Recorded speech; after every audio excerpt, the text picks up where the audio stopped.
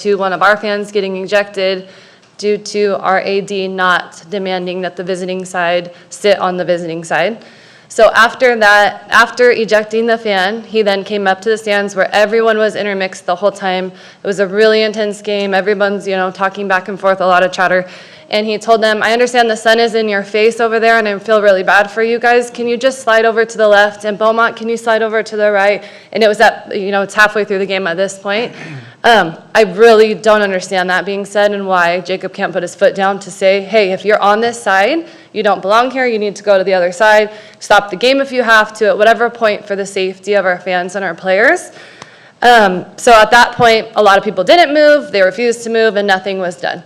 I then talked to Jacob after the game and said to him, with tackle football, are you required to sit on the visiting side or are you allowed to sit over here? And he told me, no, you cannot sit over here if you're with the visitors.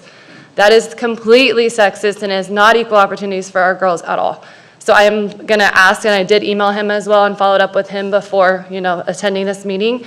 And I'm asking that you guys change your policy to match our team to the boys football team. Because if you're going to place something for one sports team that's at the same stadium, I'm not quite sure why it's, not inquired for ours. And it goes deeper to that, to where we are not allowed to practice on that stadium field. We are not allowed to use the snack bar at that stadium field. I'm on the booster club for the team, and I have to carry all of the drinks, all of the snacks, all of the merchandise home every game. So my garage is full of stuff for the girls' team, and I'm not quite sure why that snack bar is not being shared in half equally, because we are in the same season at the same time, and it is unfortunate, but boys and girls soccer does it with no issues. Girls basketball, boys basketball, they share the gym with no issues. We have had not one single practice in this stadium for 2 years in a row. We have had clinics where we've made thousands of dollars with little girls in our community, and we had to have it at the practice field up top. There's not even a field. It's just grass with holes everywhere. These girls practice on it every single day, and it's not fair to them at all. So I'm going to ask you guys to consider that this is the fastest growing sport in the world right now, and there's over 100 student athletes on our team. We have a freshman team this year. It is huge. So I'm going to ask that you please take that into consideration to make it equal for us. And the safety obviously comes first, so that would be my main concern today. Thank you so much. Thank you.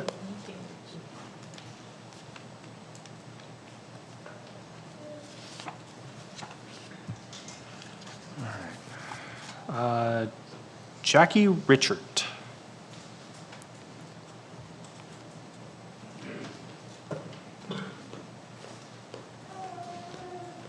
Good evening, Board of Directors. My name's Jackie Richard. I'm a homeowner at Highland Springs Country Club.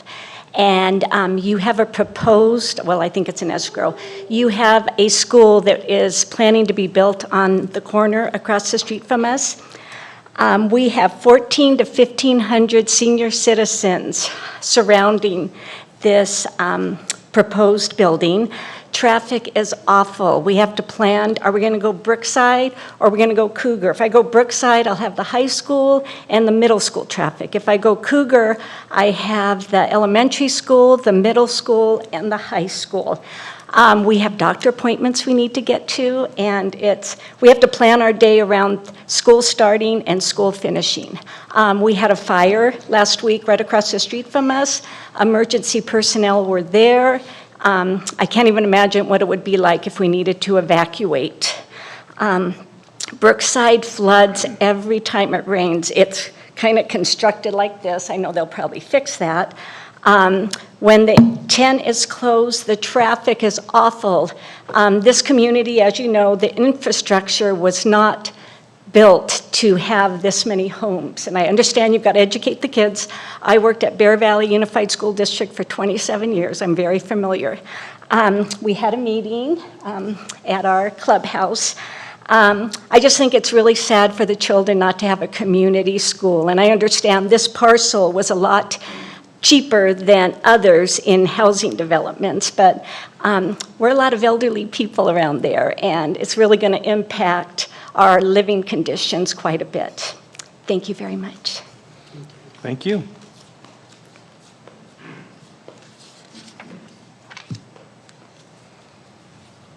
Elizabeth James.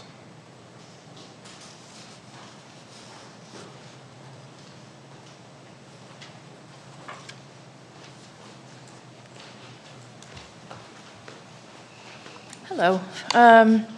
My name's Elizabeth James, and I also live at Highland Springs Country Club. And actually, my street is, we're just on the other side of the wall on Brookside, at the corner of Brookside and Highland Springs. So those on my street are very impacted. I spent a good part of today reading your 175-page document with all of the reports and studies, and I found that quite a bit of it was lacking in awareness at best. Almost everything that Jackie just said, I agree with completely, so I'm not gonna cover that. There are things that I did not see in that report, and possibly it's coming, but you know, there are 3 known active earthquake faults in that area, and we know of one that goes directly down Brookside Avenue. So I don't know if you guys have seen that, but you probably should. You came and mentioned that that would be potentially an issue, and obviously it is. You don't need a bunch of kids at risk in terms of an earthquake, and then parents coming in an event of an evacuation or other emergency event when we have everybody else trying to get out. Because at the end of the day, we're the ones that are going to be lost. You know, we're going to be the ones that bear the brunt of everything. Additionally, when I was looking at your report, the timeframes of operation were 7:45 a.m. to 3:45 p.m. during the school, but then you also had it allowed for evening programs up to 10 p.m., which is, again, way unacceptable in terms of noise, traffic, lights, just everything. And then let alone what's going to happen on the weekends when you guys decide to rent the fields out for whatever school sport there is, right, or non-school event. We really need to preserve our community because you have 3 senior communities. We did not move there to be in the middle of a school. We want it to be quiet. We deserve it. You know, and frankly, if you want, you know, like, would you want this across the street from your house? I don't think you would. If you specifically moved away to have it quiet, you have other areas to go in the middle of new construction where the kids are going to be. And it's better for them at the end of the day for all of the reasons that we've already discussed and that will be talked about some more. Thank you. All right, thank you.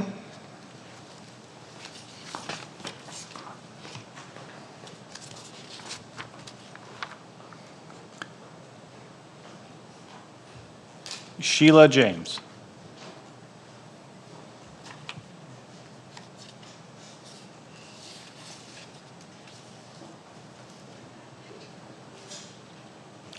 Hello, I live in Highland Springs Country Club also, and I would like you to reevaluate the traffic flow. In your paperwork, it said it was a light traffic area. Highland Springs, I think not. You could go anytime, day or night, and we have people racing, not to mention Brookside. And heaven forbid, even though we've had storm drains put in, it floods. We still have heavy volume of traffic. Keep that in mind. Reconsider, because that's going to cause a worse traffic jam. It's also going to cause a heat island when you put that much asphalt, cement, what have you, and structures in a given area. That increases the heat. Also, what are you going to do about the vendors? We get vendors all the time all through the town, and when I called to check on it, they don't check on people on the weekends. And that's when most of them are there. And you go by any of the schools, there's all these solicitations for food. What control are you going to have over that? The other thing is, if we have a 50 or 100-year flood, which we're due for, if you look at the topo maps, you will see the floodplain goes right down the creek, it crosses over the end of our golf course and across Highland Springs, and guess where it goes? Right through that whole area. So that needs to be reconsidered, I think. as far as you're spending a lot of money. And if you're going to be open on the weekends, that's going to cause us quite a bit of money. I mean, not money, it'll cost you money, make you money, but if we're going to have a lot of traffic issues, especially if there's an event going on at the school area for, say, a soccer game and the Lavender Festival. What are we supposed to do? We're stuck. It's very difficult to get out sometimes as it is. There you go. So those are just some of it. Please reconsider some of this. And your area, that I understand that the builder doesn't want to pay the additional money, but that was the original site, right in the middle of where the children are, where they can safely walk or ride their bikes to school. Their mothers or whoever do not have to fight traffic and cause traffic jams and other issues to pick them up. And it's far safer environment. And that's all I have to say. Thank you. Sonia Colchado.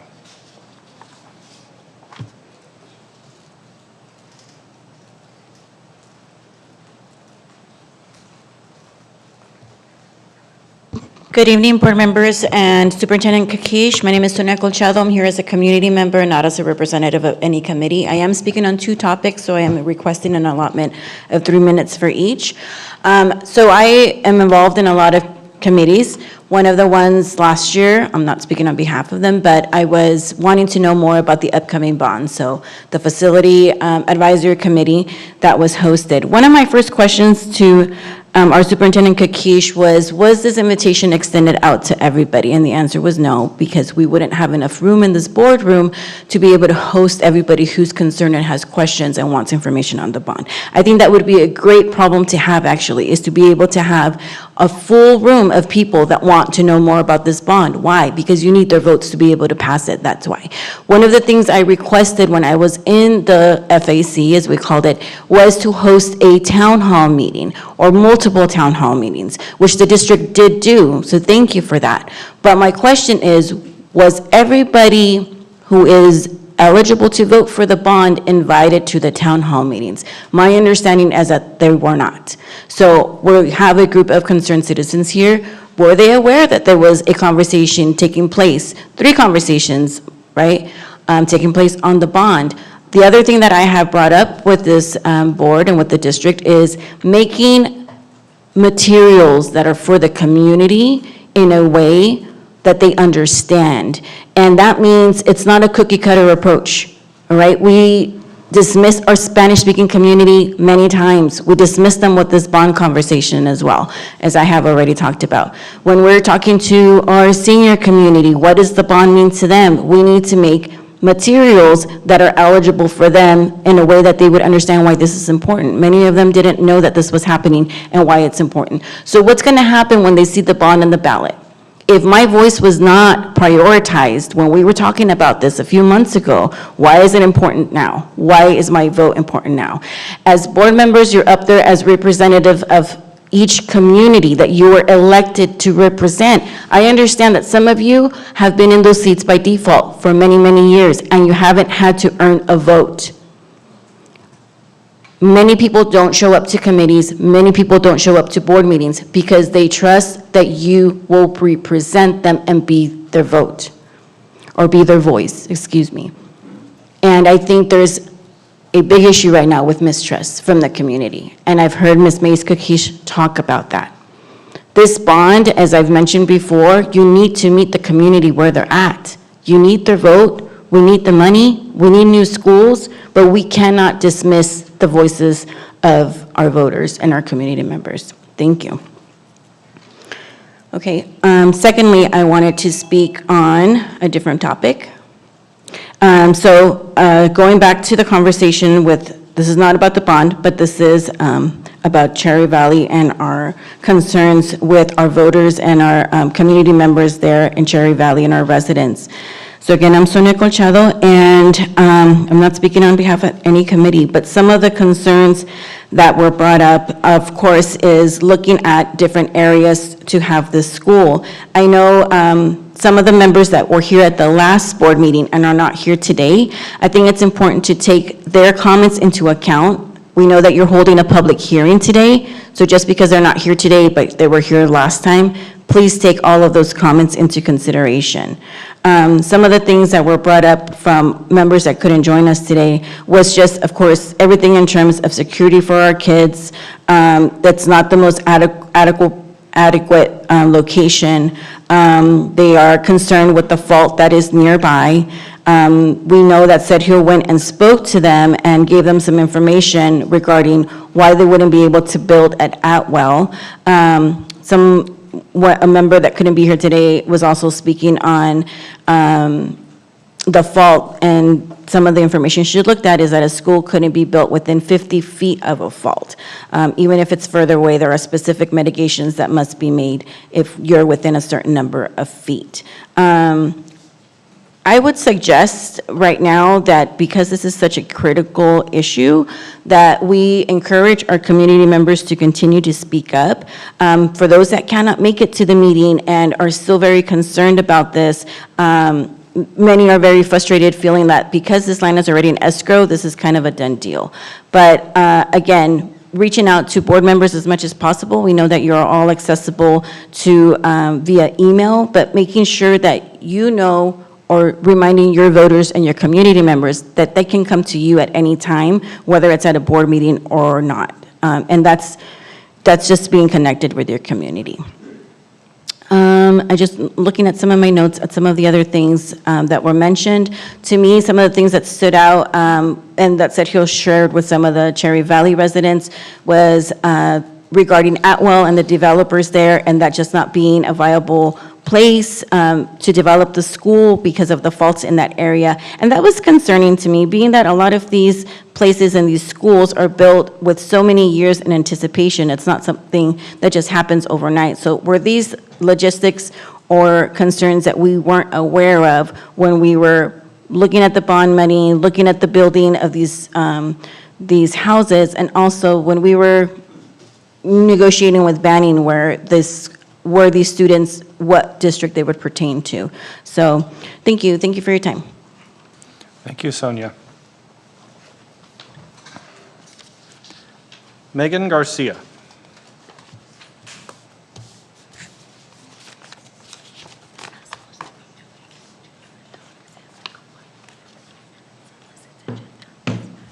Hi, my name is Megan Garcia, and I'm here to speak in regards to the school that is having the public hearing.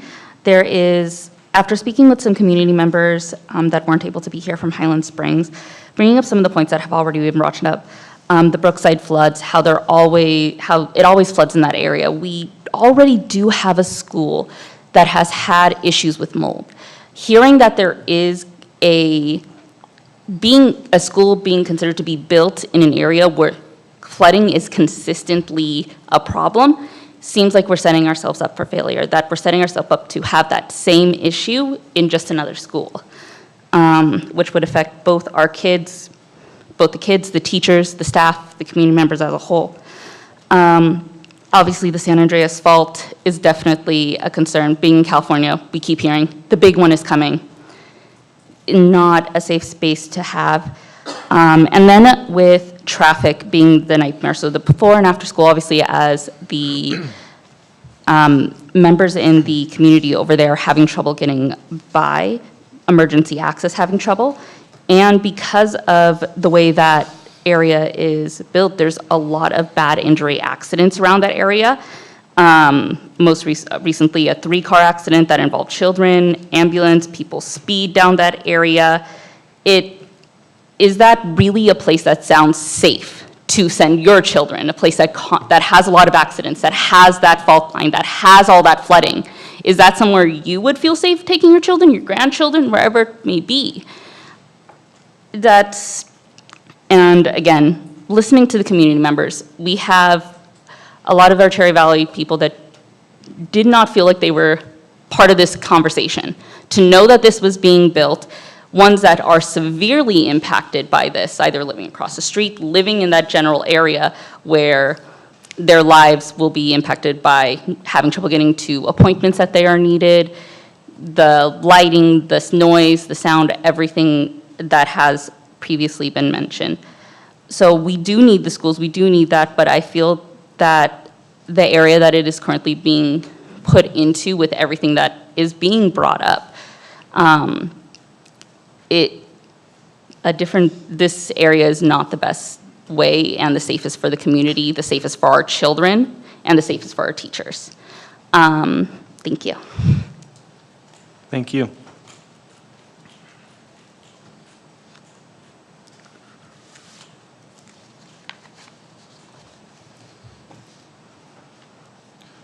All right.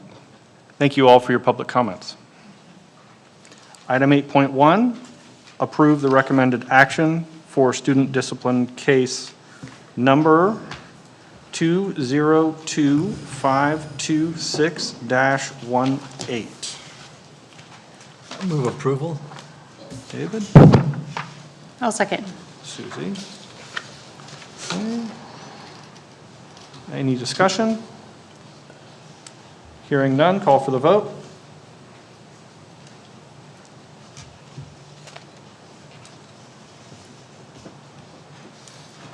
And the motion carries.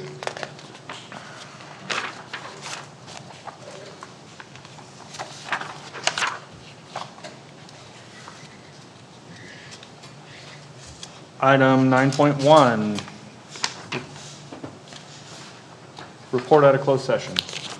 Okay, in closed session, it was moved by myself, David Sanchez, and seconded by Melissa Williamson to reject claim 202526-18. The vote was unanimous.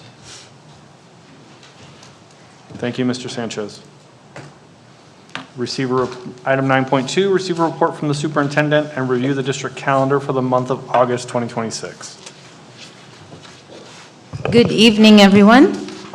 I'd like to start by highlighting our leadership team going to Long Beach, and specifically to USS Iowa Battleship, to learn from history. Basically, it's amazing how much you can learn from our military and the history that we have.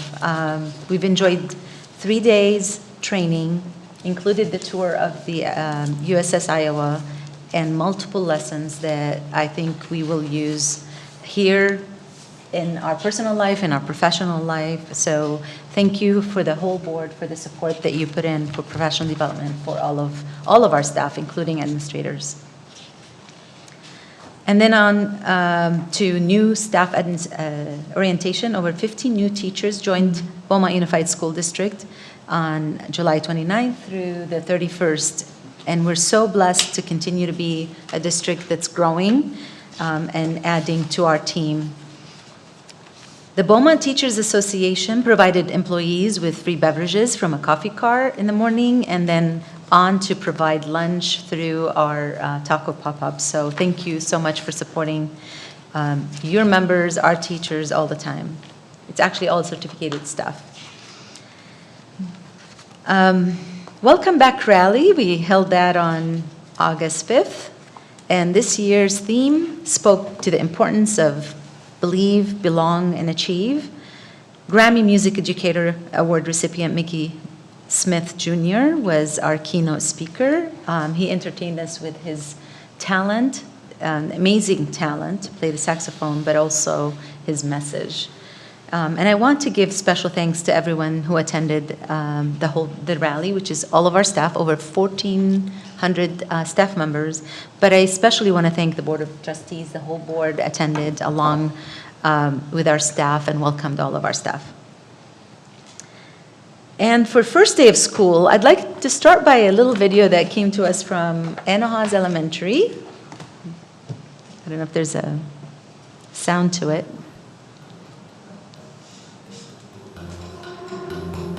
I thought that was cute, and you'll enjoy it.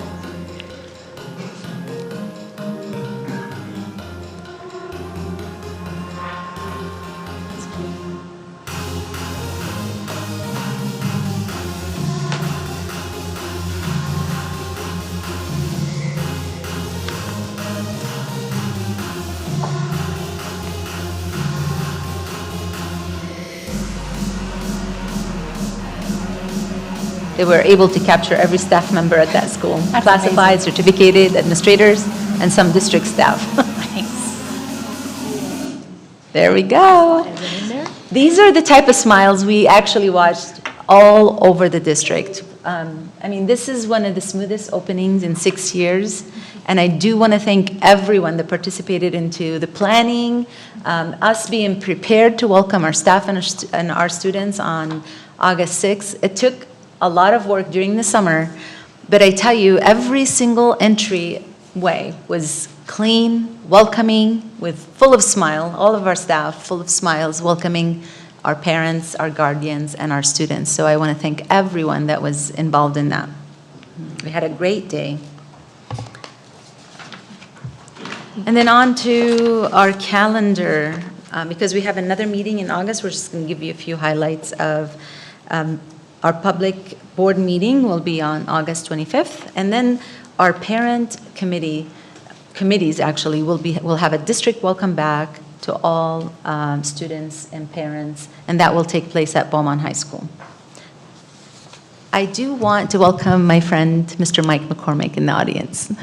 And that is it, Mr. President, for my report. Thank you, Mays. Item 10.1. Appoint Ramada Dia and Andrea Davila to serve as 2026-27 student board members, and we will administer their oath of office. Thank you, Mr. President. I will call each one to administer the oath, and then I'll ask our Board of Trustees to come down for a moment and capturing a picture. Okay.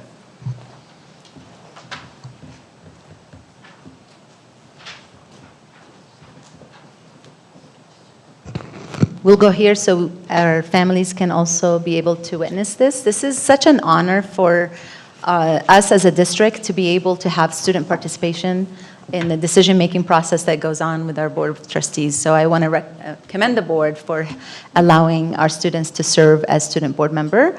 And we will start with Ramada Dia. If you can come to the podium.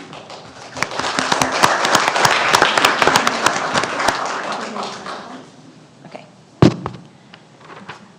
So Ramada, I'm going to be saying the sentence, and then you can repeat after me. And when I say state your name, you will include that in the sentence.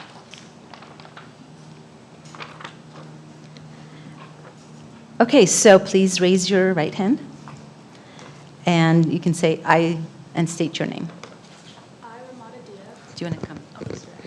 I, Ramada Dia, Do hereby solemnly swear do hereby solemnly swear that I will support the Constitution of the United States that I will support the Constitution of the United States and the Constitution of the State of California, and the Constitution of the State of California, and will faithfully discharge the duties of the student board member representative and will faithfully discharge the duties of the student board member representative for Beaumont Unified School District. for Beaumont, Go ahead. for Beaumont Unified School District To the best of my ability. to the best of my ability. Thank you, and congratulations.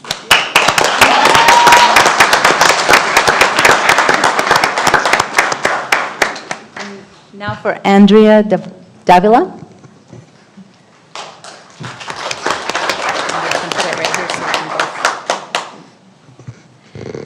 So we'll start with I and state your name. I, Andrea Davila, Do hereby solemnly swear do hereby solemnly swear that I will support the Constitution of the United States that I will support the Constitution of the United States and the Constitution of the State of California, and the Constitution of the State of California, and will faithfully discharge the duties of the student board member representative and will faithfully discharge the duties of the student board member representative for the Beaumont Unified School District for the Beaumont Unified School District to the best of my ability. to the best of my ability. Congratulations. Thank you. And if I can have our board come down to take a picture with our new student board members. Now for the audience, we do split the year in 2 parts, and one will serve the first semester and the other one will serve the second semester. So today we will see Ramada in the seat, and I know she didn't have a lot of opportunity to review the agenda, but you can do your best. And then in January, Andrea will take over for the remainder of the year. All right, where do you? Right here. You guys can be in the middle.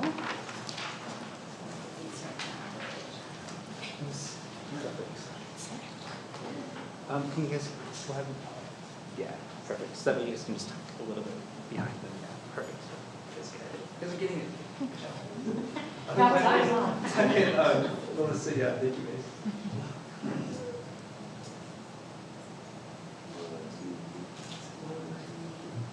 Perfect, thank you.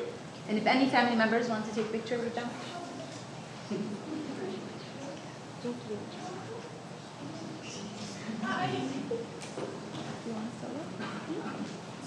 We can take it with the board too. To the side. You can stay.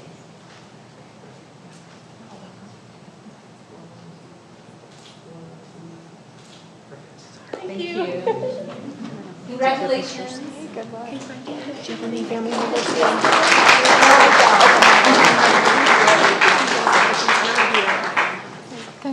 It's okay. We got it.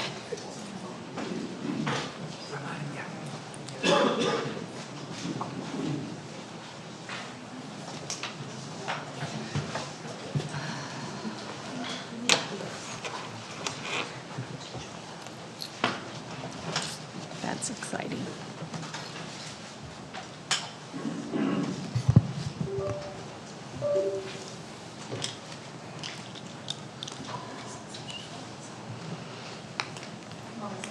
She's not going to be able to log in until you guys actually take the motion and go to appoint, and then she'll turn it on. Okay. Okay. So do I hear a motion to appoint? I'll move. Second. CZ and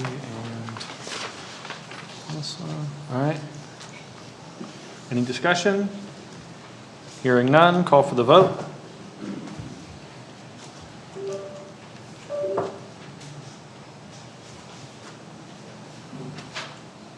And the motion carries. Yay.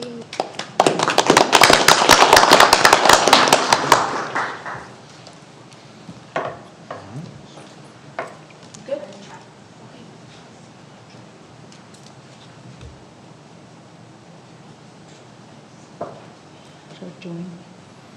Yeah, she did. I'm going to wait for Miss Dia to join us.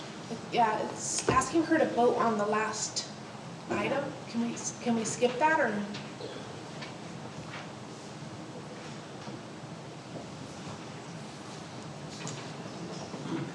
There's no skip button. No skip button.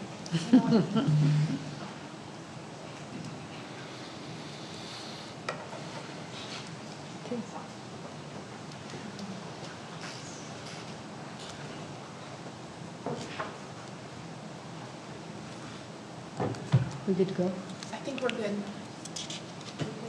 Right. Item 11.1, approve the consent agenda. Actions prepared for a consent agenda are items consistent with adopted and approved policies of the district and are deemed routine in nature. They will be acted on in a single motion without discussion unless a member of the Board of Trustees requests that that item be removed from consent agenda. In that event, it will be taken up in the order indicated on the main agenda. Do I have a motion? Move approval? Second? All right, call for the vote.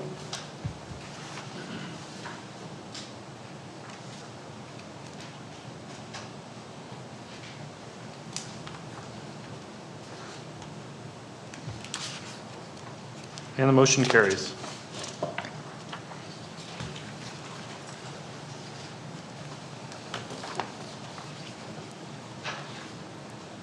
Item 13.1, accept the California Department of Education grant award notification for strengthening career and technical education for the 21st Century Act, also known as the Perkins V Grant. Do I have a motion? So moved. Lance? Melissa? And any discussion? So I would just like to comment that the grants that our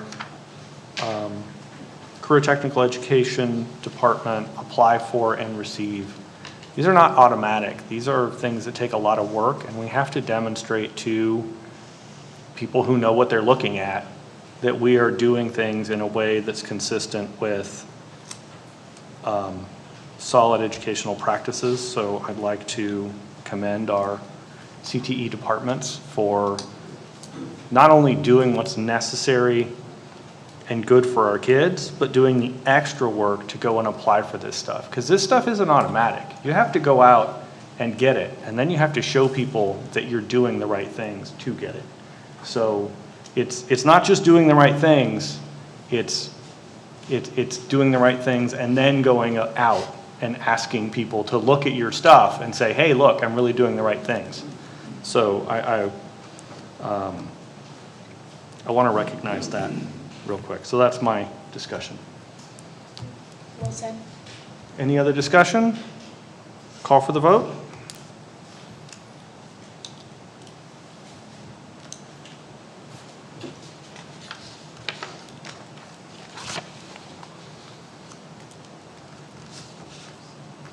And the motion carries.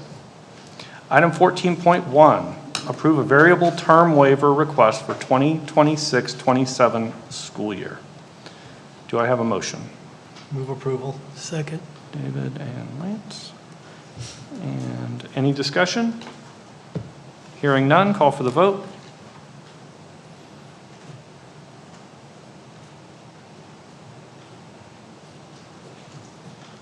Mr. President, can I still have discussion on this? It's just a minor congratulations.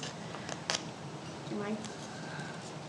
Of the side. I had to see the name that was on it and make sure it wasn't the next one. It's not it's just a congratulations. Can you include I it in can do your it in my comments? comments, yes, thank you. Yes, sorry. Item 14.2, adopt resolution 2026-27-04, authorizing teaching assignments for the year 2026-27. Do I hear a motion? So moved. Lance? I'll second. David? Any discussion?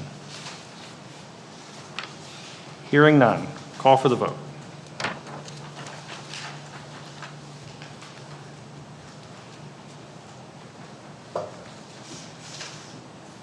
And the motion carries. Item 14.3, approve the getting tongue-tied up here.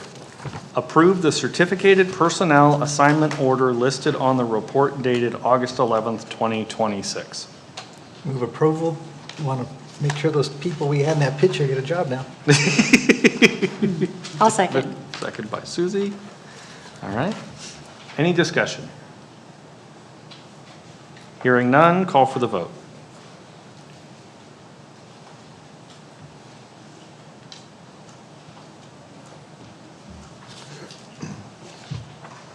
And the motion carries.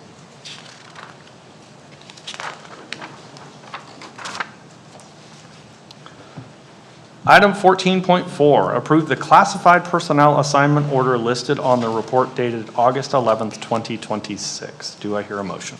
Yes, I move approval. Melissa? Second. David? Discussion? Hearing none, call for the vote.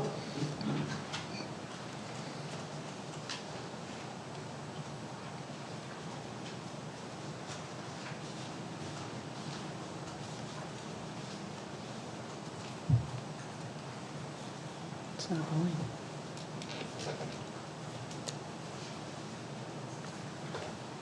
Not accepting the vote. Mine's not going. There it is. Neither's yours. Ooh, I got an error. Ah, there's my vote. Oh, here we go. It's being testy. Maybe if I click on the other one. Hopefully I'll just look at April. No pressure. It doesn't help. All right, and the motion carries. Just for information for the audience, student board member can't vote on personnel items. That's why she's abstaining. Item 14.5, approve the administrative and confidential personnel assignment order listed on the report dated August 11th, 2026. I'll move approval. Susie? Second. David? Any discussion? Hearing none, call for the vote.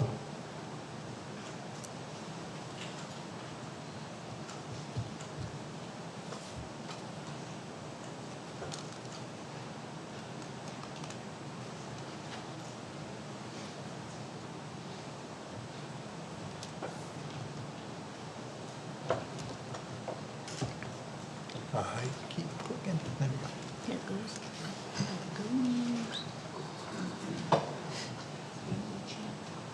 It is temperamental. I think I hit it like 20 times and it finally went through. Pass it on. Did you click yours? I clicked mine several times. It is. It's like the crosswalk thing, you press it. Maybe it wants press you to hold. change its vote. And the motion carries. Ms. Castillo, please. Just to make when you're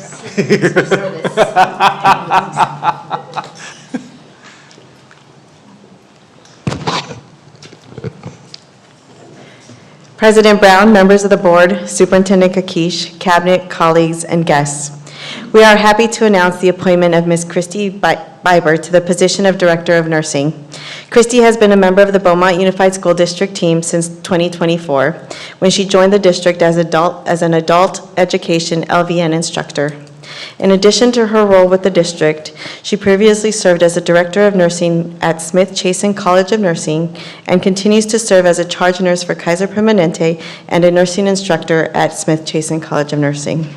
Christy earned her Bachelor of Science in Nursing from Western Governors University and is currently working towards her Master of Science in Nursing Education from Western Governors University. Please join us in welcoming Christy to her new position of Director of Nursing.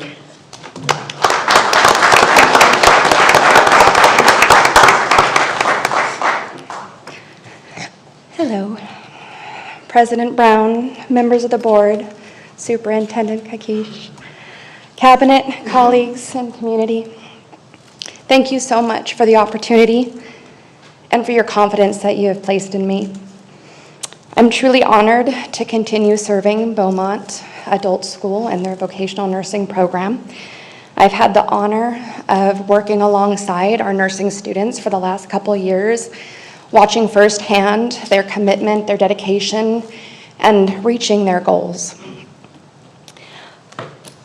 I genuinely love coming to work now.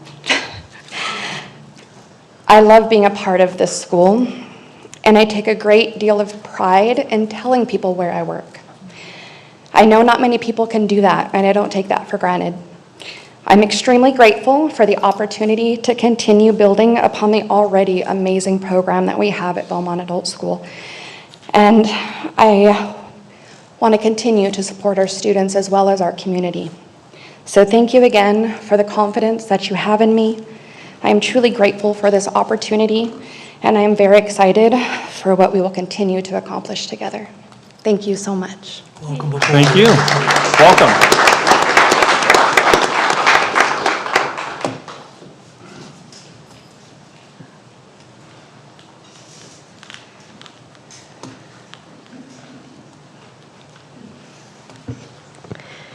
We will continue with the appointment of Maria Victoria Cachapero as the TK through 8 Assistant Principal at Summer Wind Trails School. Mrs. Cachapero joined our Beaumont USD team in 2017 as a substitute teacher. Throughout her time with the district, she has served in a variety of roles, including special education teacher, summer school administrator, and most recently, assistant principal of Anna Haas Elementary School. Prior to joining our Beaumont team, Victoria was the head football coach at Aquinas High School. Victoria earned her Bachelor of Arts in Sociology from the University of California at Riverside and her Master of Arts in Education from the University of Redlands. Please join us in welcoming Mrs. Cachapero to her new role as Assistant Principal at Summer Wind Trails School.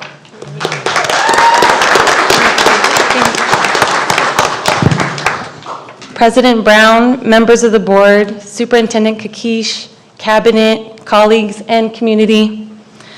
Thank you for this opportunity to serve as assistant principal at Summer Wind Trails School. I'm incredibly grateful for your trust in me, and I'm truly excited for this opportunity to serve this school community. As I step into this new role, I also want to express my gratitude to the Anahaas Elementary community. I'm thankful for the relationships, experiences, challenges, successes that have helped me grow and prepared me for this next chapter. AHE will always have a special place in my heart, as it's where my journey as an educator began. I look forward to continuing to grow as a leader while bringing the same dedication, perseverance, commitment to hard work that has guided me throughout my career. I'm eager to build these strong relationships with our students, staff, and families, and to be someone who listens, supports, and works alongside others to help every student succeed. I'm honored to take on this new responsibility and excited to contribute to the continued success of Summer Wind Trails and Beaumont Unified. And I thank you again for your confidence in me, and I'm ready and excited to get to work. So thank you. Thank you so much.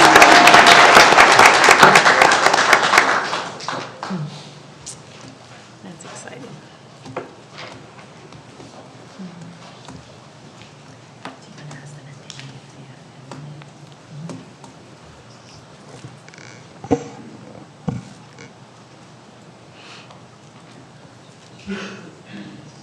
HR's been busy. And for our final appointment, we're happy to announce Rosanna Russo-Chanel as the middle school assistant principal at Mountain View Middle School. Rosanna has been a part of our Beaumont Unified School District team since 2017, when she started as a special education teacher at Mountain View Middle School. Prior to joining our team, Rosanna worked in the position of special education teacher in Azusa Unified School District, the Glendale Unified School District, and Garvey School District. Rosanna earned her Bachelor of Arts in Liberal Studies from the California Polytechnic State University at Pomona, and her Master of Science in Educational Administration from California State University at Fullerton. Please join us in welcoming Rosanna to her new position of middle school assistant principal.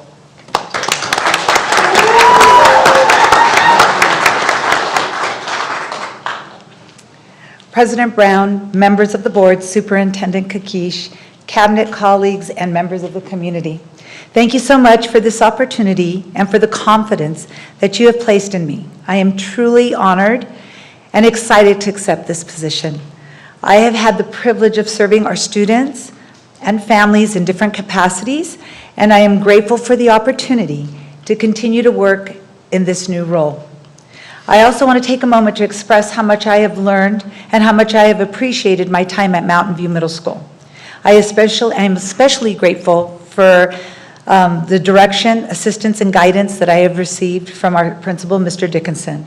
His leadership and support have helped me grow professionally and have prepared me for this next step. I am truly grateful for the time that he has invested in me and the confidence and encouragement he has given me throughout this journey. I also would like to thank Ms. Conley, who has been an incredible support to me. Her guidance, encouragement, and support have meant a great deal to me, and I truly appreciate everything she has done to help me along the way. I care deeply about our students, our staff, and our community, and I look forward to working alongside with all of you and the students as we approach this new year. I believe a strong school I believe strong schools are built on relationships, collaborations, and a shared commitment in doing what's best for our students.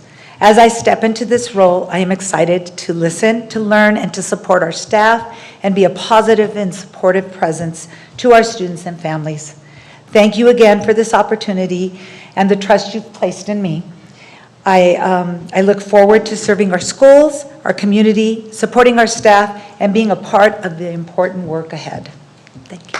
Thank you.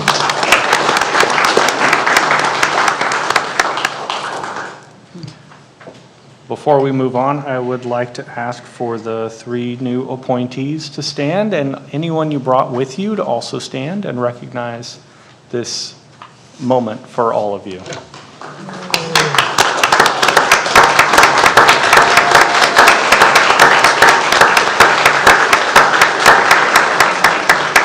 Thank you and welcome to your new roles.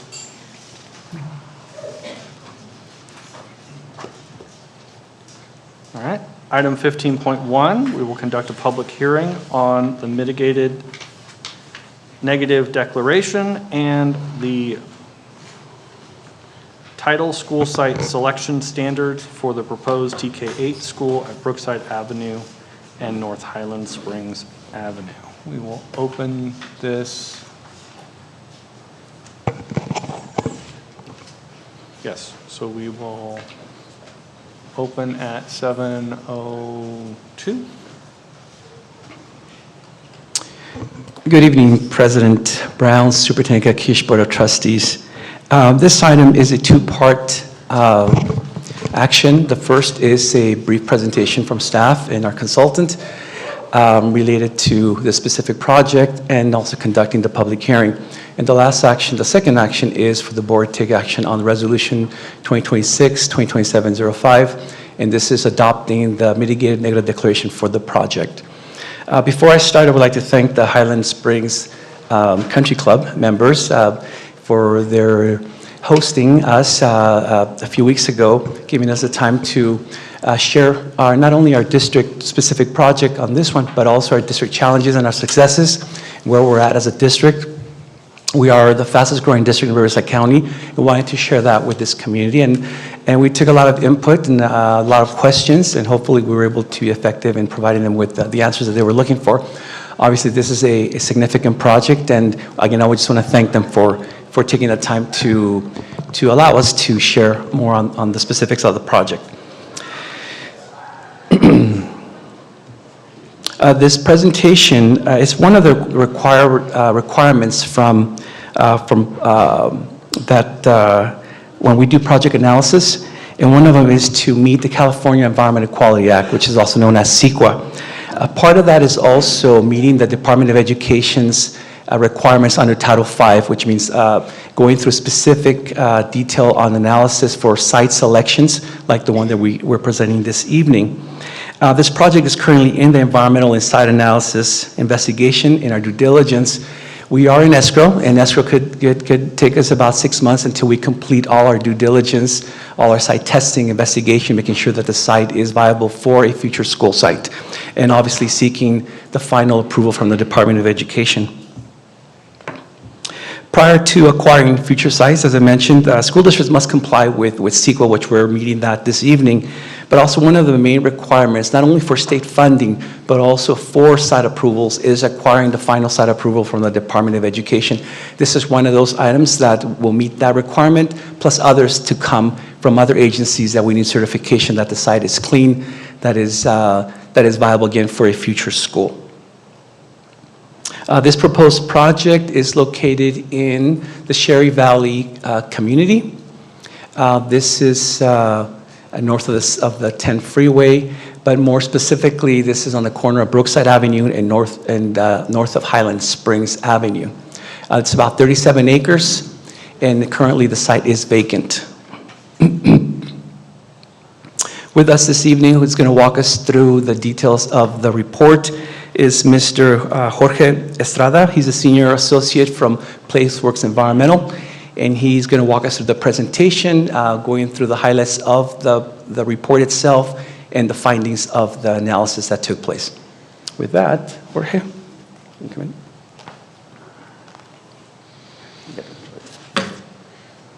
Just click forward. Oh, got it.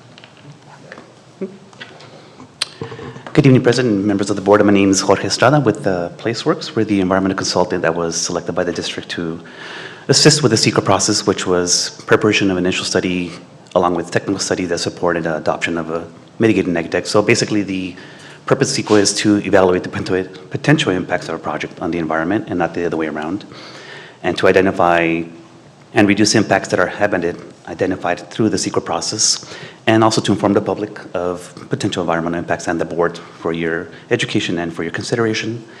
And basically to just ensure environmental requirements are met throughout the CEQA process.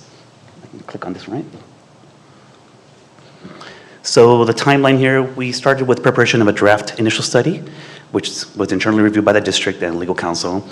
and supporting technical studies, which included traffic, air quality, greenhouse gas, noise, biological resources, cultural resources, and a Title V school facilities evaluation report, which looks at many things from earthquake faults to ruptures of pipelines.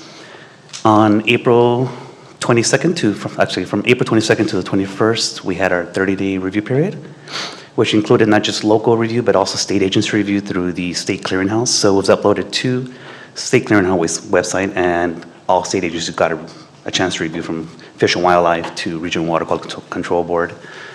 And on June 26th, we prepared the final IS-70, which is basically the draft document along with the responses to comments that we received from a state agency.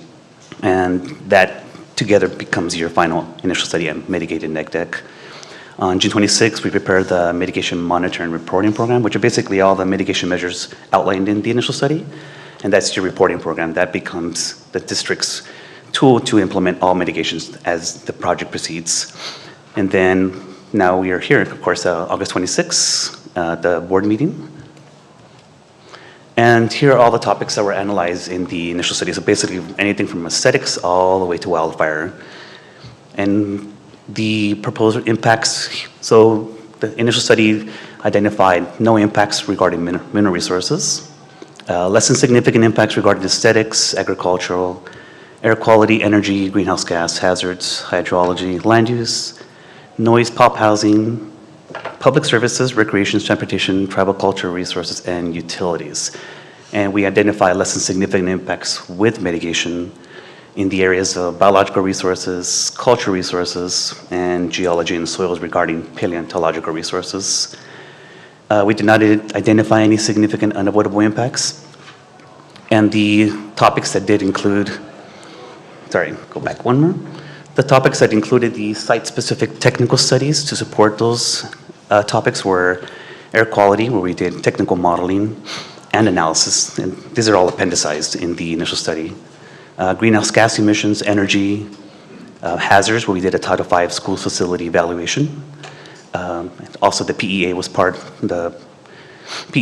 of this analysis too.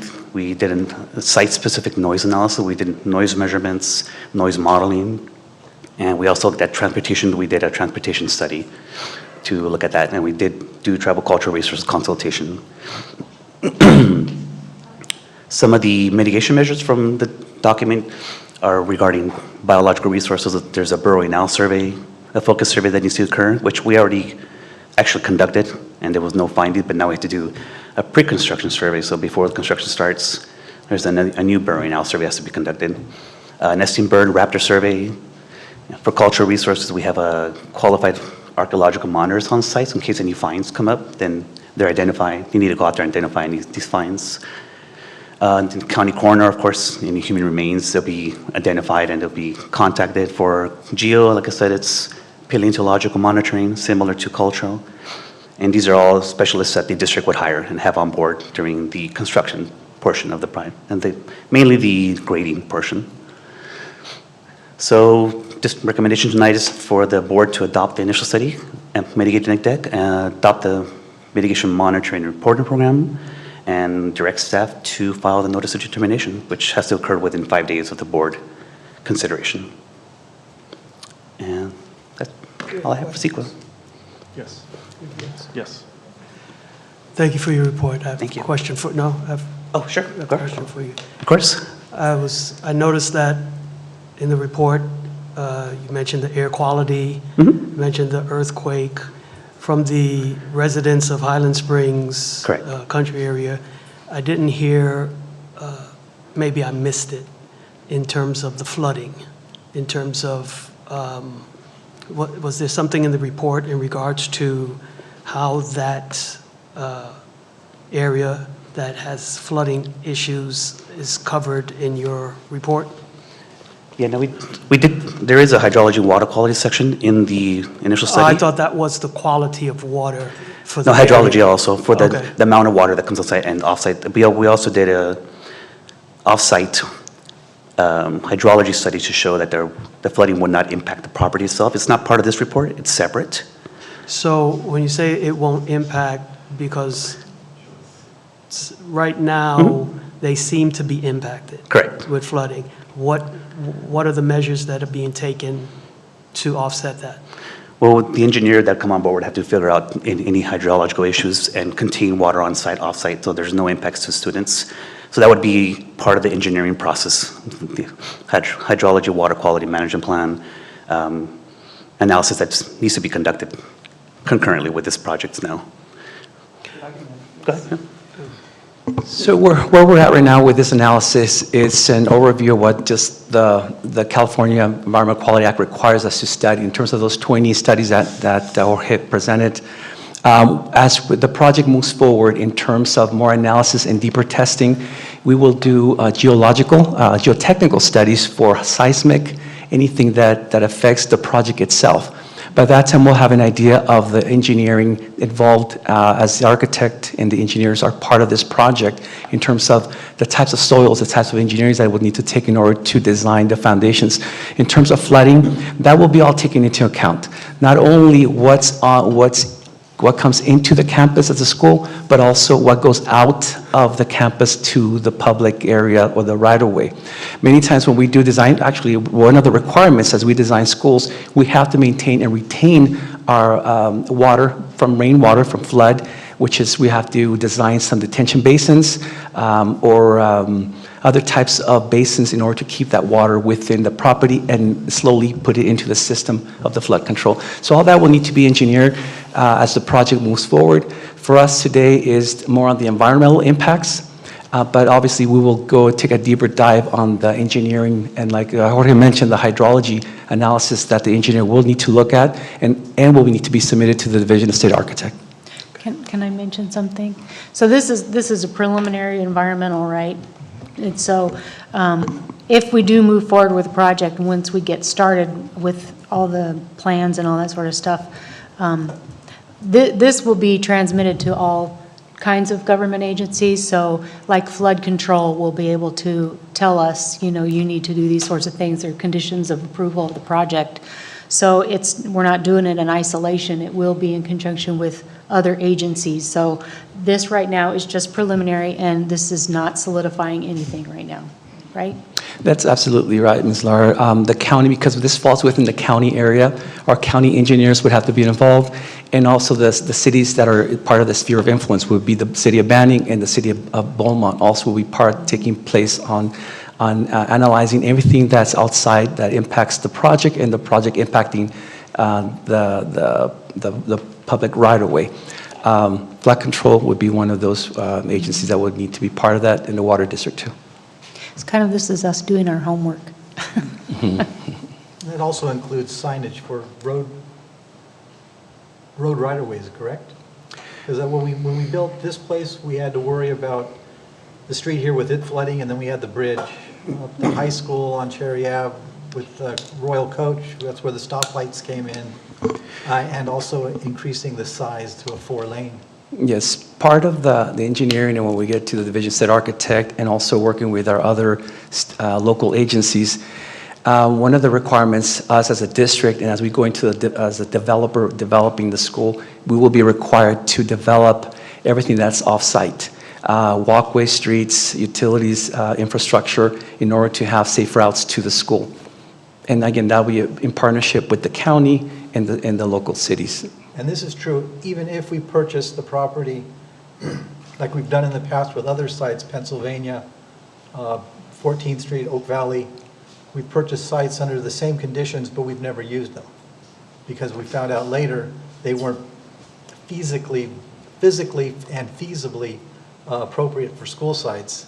And then now we've sold them off as, because it's been a public notice, that we sold them and we made amount of money to go ahead and purchase a bigger piece of land right now that's within our preview for a possible school site that will serve our community.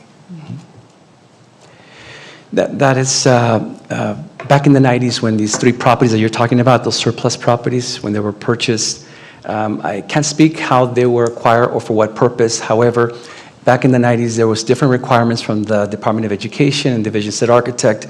However, today, whenever we purchase and consider purchasing a property, especially we're going to seek state funding and approval from the Department of Education, we are required to go through many analysis before the state determines that this site is safe for a future school, not only for students, but for staff, visitors, and the community along. So we have to go through a vast levels of analysis and studies before we close escrow, before we consider an actual school on that location.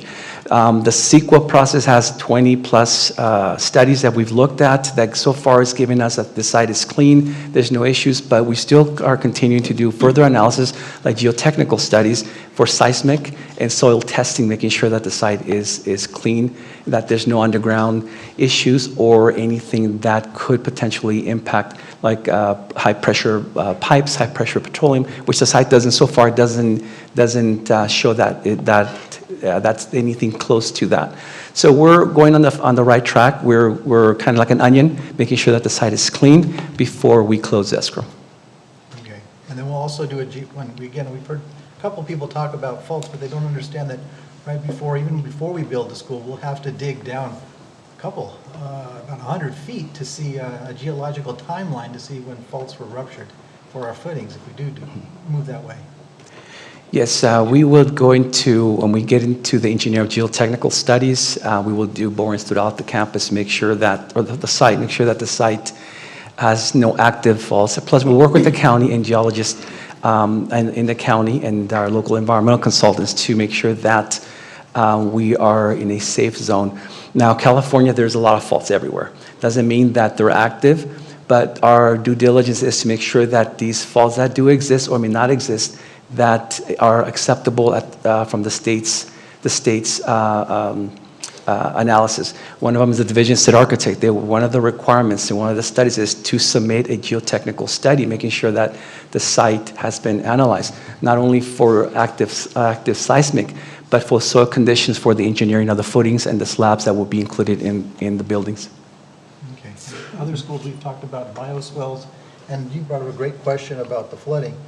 This district office, our parking lot is designed to absorb water. If you look at the concrete structure, it's like a sponge. It sucks in the water instead of running it out to the street. So there's all kinds of ways to mitigate the issues. But again, the community nearby is concerned, I think, more of congestion. But again, we'll have to have traffic studies that will be done by other agencies, and Ms. Laura brought up, to mitigate those if we move forward. One more question. Is there any other parcel in the Pass area of that acreage going for the price that we're paying? So one of the questions that we were asked is how many sites are we looking at for future schools? And one of our, what we've expressed is that as a district, not only planning for our current enrollment, but also for the future that's coming in terms of our growth. We are, again, the fastest growing district, and potentially within the next 10, 15 years, reach 20,000 students. We're looking out and planning for the future. And so with that, we have actively, in fact, we have another property on the west side of town on the fairways in escrow and about to close escrow for a future school.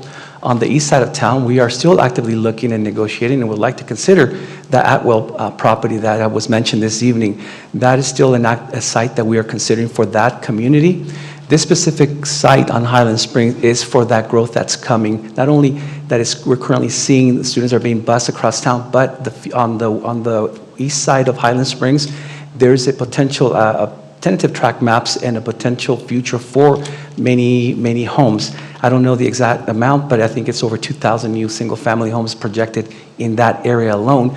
That would definitely, this school, a future school, could definitely accommodate that.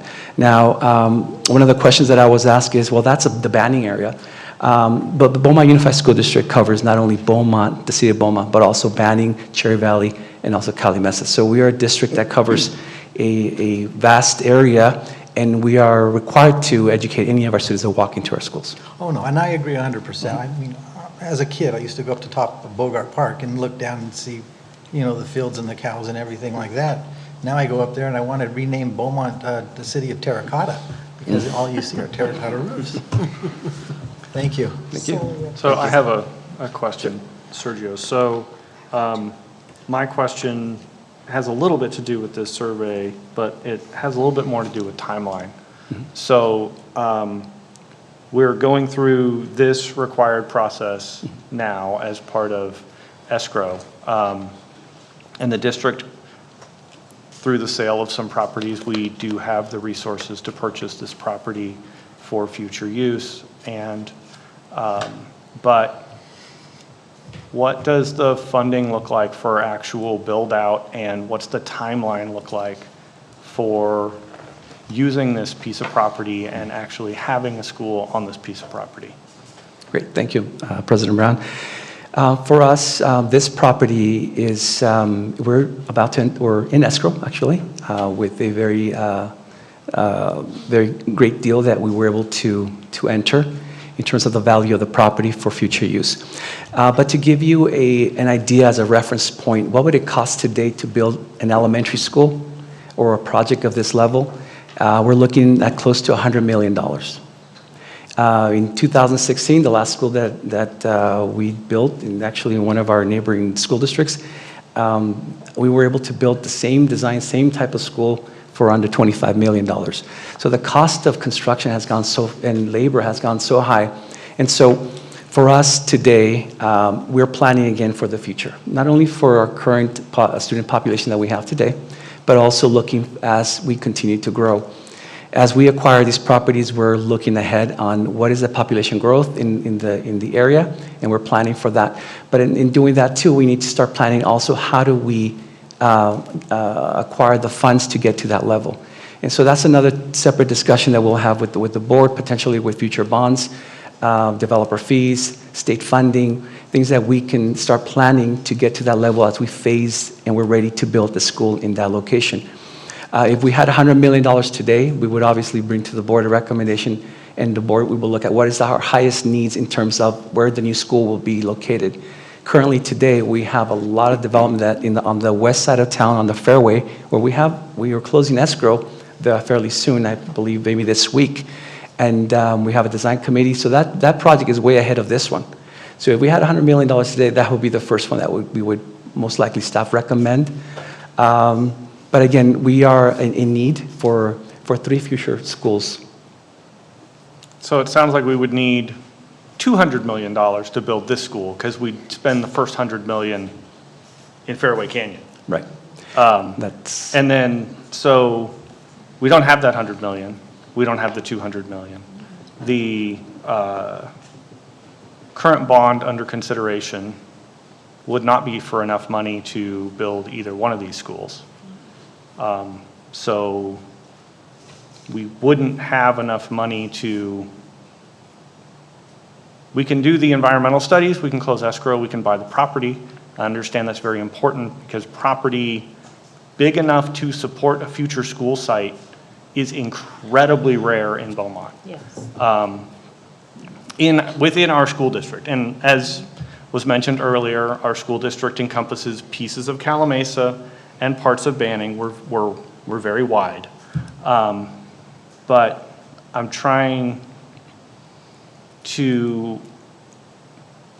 trying to wrap my head around the timeline. So we're going to buy this piece of property. We hope to build a school on it. We would like to build another 2 to 3 schools within the district in the next X amount of time. But we're going to need to go out at least in 2 more years if we want to build those schools, we're going to go out for a larger bond. We have to. So, because there's no money to build them otherwise. Is that correct? That is correct. That correct statement, yes. Okay. But pieces of property of this magnitude in this community, we can't pass on those. Is that another accurate statement based on conversations? That is that is absolutely right. Land is prime, especially in areas where we know that future development is going to take place. This is a prime piece of land for us as we plan for the future. If we wait when the population arrives, it'll be too late for us, and that'll take a different level of site acquisition that we don't want to even approach. But this is a time to plan for what we're looking for, and we're being proactive as the population continues to grow here in Beaumont, and it is a high-quality community where people want to move and invest, and we're preparing for that.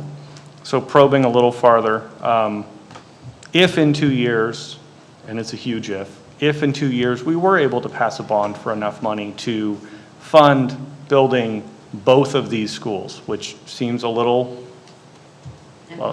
ambitious. What would the timeline be before a school was built? So even in 2 years, if we buy the land and then we pass the bond in 2 years, what are we looking at for a timeline to build the first school and then to build the second school? That's an excellent question. As a reference, it would take about, if we had $100 million today, it would take about 2 years to design and engineer a school of this level. It would take another 2 years for construction. And again, depending on the type of project and engineering they would take and design, I mean, it could be 4 to 5 years before we're ready to open a school. So just doing some quick mental math, if buying the land today, if we were able to pass a bond for significant funds to build 2 schools in 2 years, then from today, we're looking at a minimum of, let's just say, a decade before there was actually a school on that piece of ground. I'm being fairly optimistic at that number. Yes, roughly, yes. That could be a scenario. Obviously, each year we analyze our enrollment, our projections, and our capability of funding, and what we're eligible for state funding. One of the things that for us, as we prepare for a bond, we also want to secure state funding. We are currently eligible for about $200 million from the state. However, the state, we won't qualify for those funds unless the state, we can demonstrate that we have those funds, our share, in the bank. Those are matching funds, correct? Matching funds, matching correct. funds. So they will match our funds, but they won't just give us money. Correct. We have to have our funds in the bank. Right. Okay. Like I said, I just need to understand all of this from a time perspective and from all of that. Thank you. Great questions. Melissa has a question. Yes, I have a question before we move on. Ms. Williamson? Yes. So I just want to, because Mr. Sanchez brought up the surplus properties, and I think that you answered it, but I want to clarify that unlike those properties which were bought under much different circumstances and requirements, if these, the geotech, the hydrology, the CEQA, if all of those don't clear, then we do not purchase this property, right? So we won't be looking at another surplus property in the future unless other things arise. That is correct, and that's why we have a long 6-month escrow to give us that due diligence process and timeline to analyze everything that we are required by the state and county in order to finally acquire a final site approval from the Department of Education. If by any reason any of those studies come back that there is a danger to our students, we obviously wouldn't close escrow, we would walk away from it so that we wouldn't be in a situation where we have surplus properties that we can't do anything with. Okay, and then just a note, just a thought, is that we're quite literally the only school district in California having this discussion. Every other school district is hiring consultants to consolidate and consider closing schools at this point. I just wanted to make that point. I don't think either one is easier, but I'm grateful that we're not in that position in Beaumont. So thank you for all the work that you've put in with this, and to my fellow board members for, there's been a lot of discussion on this. None of it has been taken lightly, and it weighs heavily on us. And also I'm thankful to be in this position and part of making these difficult decisions. So. Thank you. Thank you. Yes. All right. And so board discussion, I would like to take a moment to ask for public comment. The previous section still applies to public testimony. So if anyone would like to speak, they will have 3 minutes. Yes, please.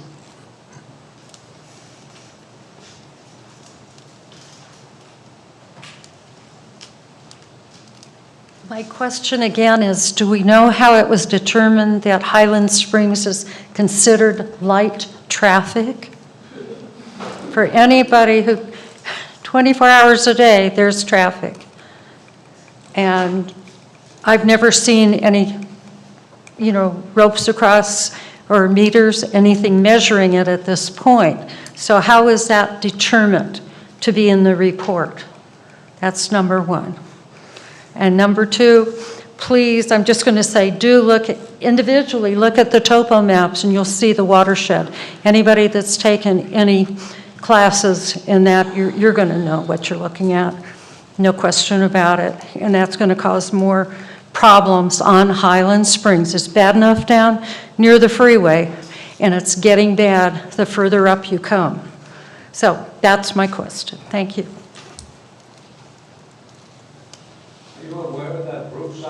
Can you please approach the podium? Can you please approach the podium?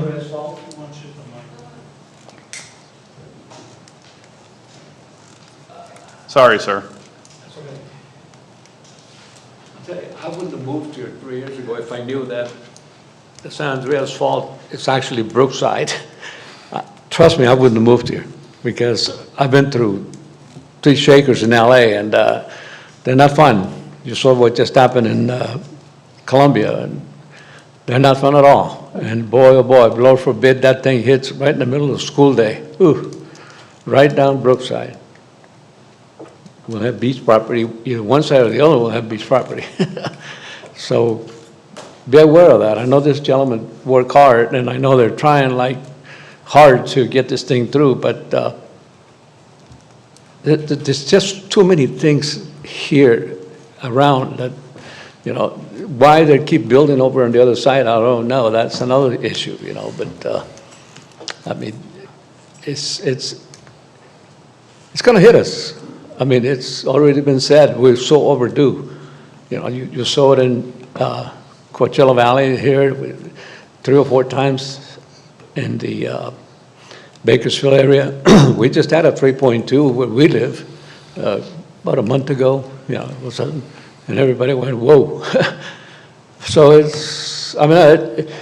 yes, we have to educate kids, of course.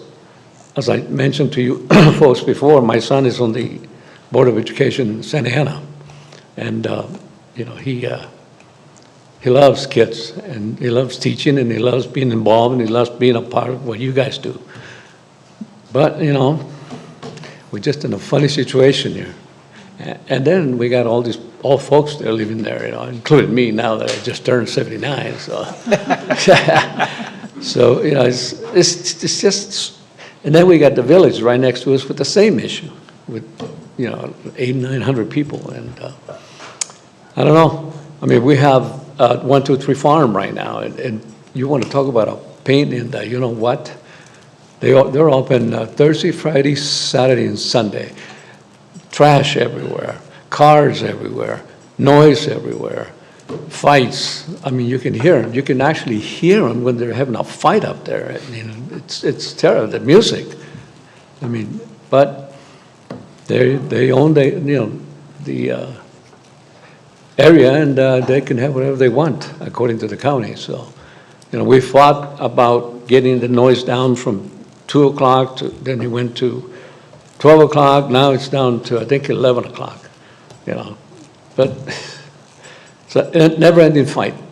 Whenever you start having all these types of issues and situations that come up. And this is another one. But hell, I don't know. By the time you guys build the school, I'll probably be gone. So I don't care. But still, there's a lot. We've had a tremendous influx of younger people move in the last 2 years. We've had quite a few. I'm in charge of the clubhouse, and memorials every other month. So thank you, sir. Thank you for listening to us, and good luck. Good luck with the money. Yes, thank you, sir. Hopefully these people will not get a lawyer, because then that'll really get things sticky. Yeah.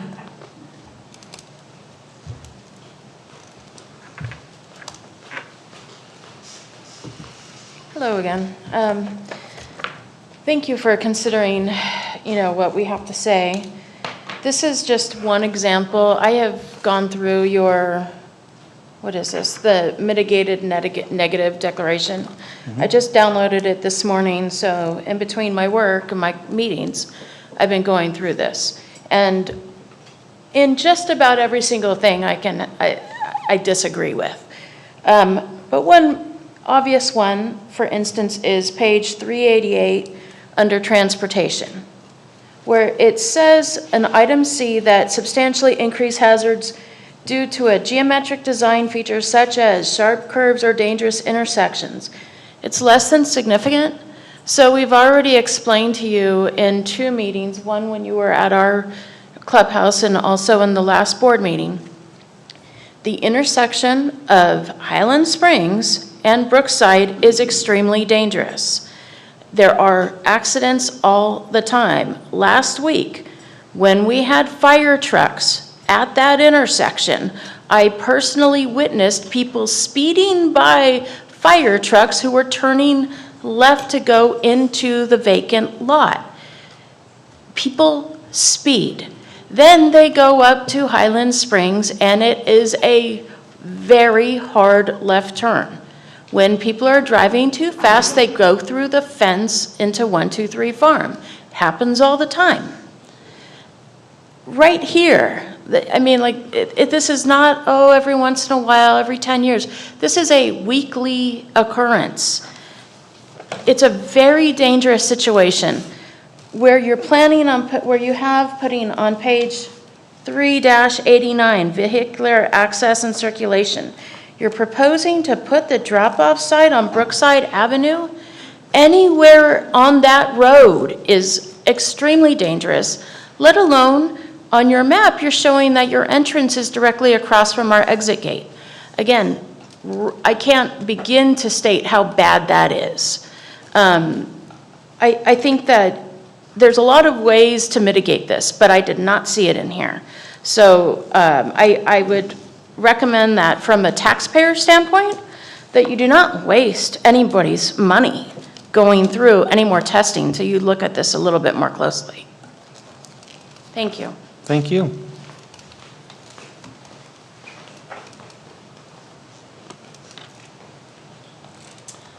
Hello, I'm on the board at Highland Springs Country Club, and we did have a presentation, and it was pretty much unanimous that we were not in favor of this, and our big concerns, of course, of all the seniors, and they have a lot of appointments daily. They have multiple medical appointments through the week, and they got grocery shopping, and everything goes down Highland Springs Road. You got all the medical facilities, the hospital, everything's that way. And every day, they have to come out our exit, and unfortunately, their driving skills are not what they used to be. And it's a sad fact.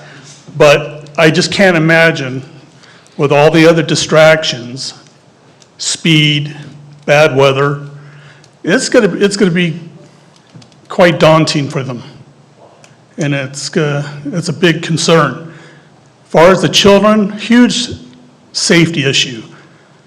Brookside gets a ton of water, comes down the hill. There are no room for reservoirs. You got the farm and you got us. I don't know where these reservoirs are gonna catch this stuff. So that's why Brookside is the catch. So I'm really concerned, children, elderly, and Mother Nature. We had a fire literally a week ago within a mile of us. And we had a great response. A lot of guys came out, put it out, but within 10 years we had that big fire just behind Bogart. So everything's within reach, and we get a lot of wind, and we know no one can predict where the wind's gonna send that fire to. And we are surrounded by a lot of senior communities. So we have a hard time justifying this. We're not opposed to kids in schools, but this location really concerns us. So thank you very much. Thank you so much.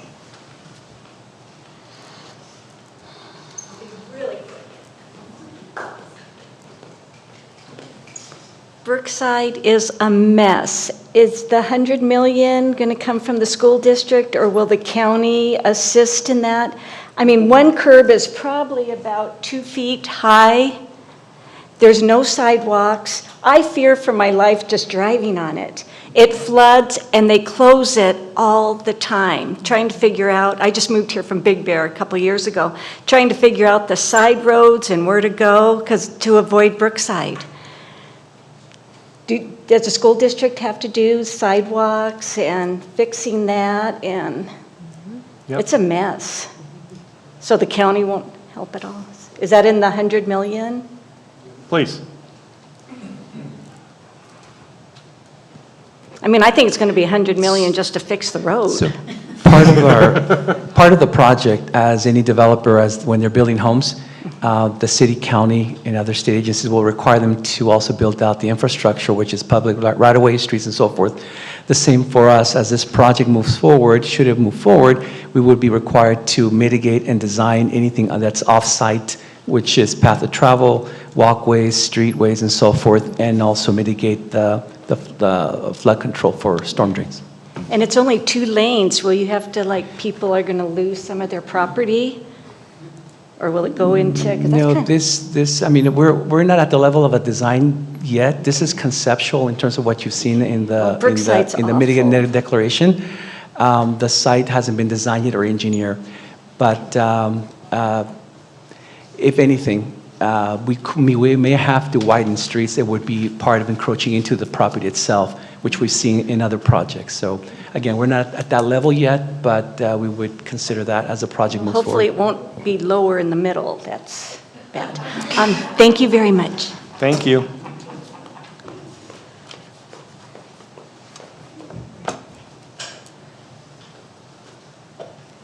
right, the longest public hearing you had. Yes. All right. And with no further discussion, we will close this portion of the public hearing at 7:45.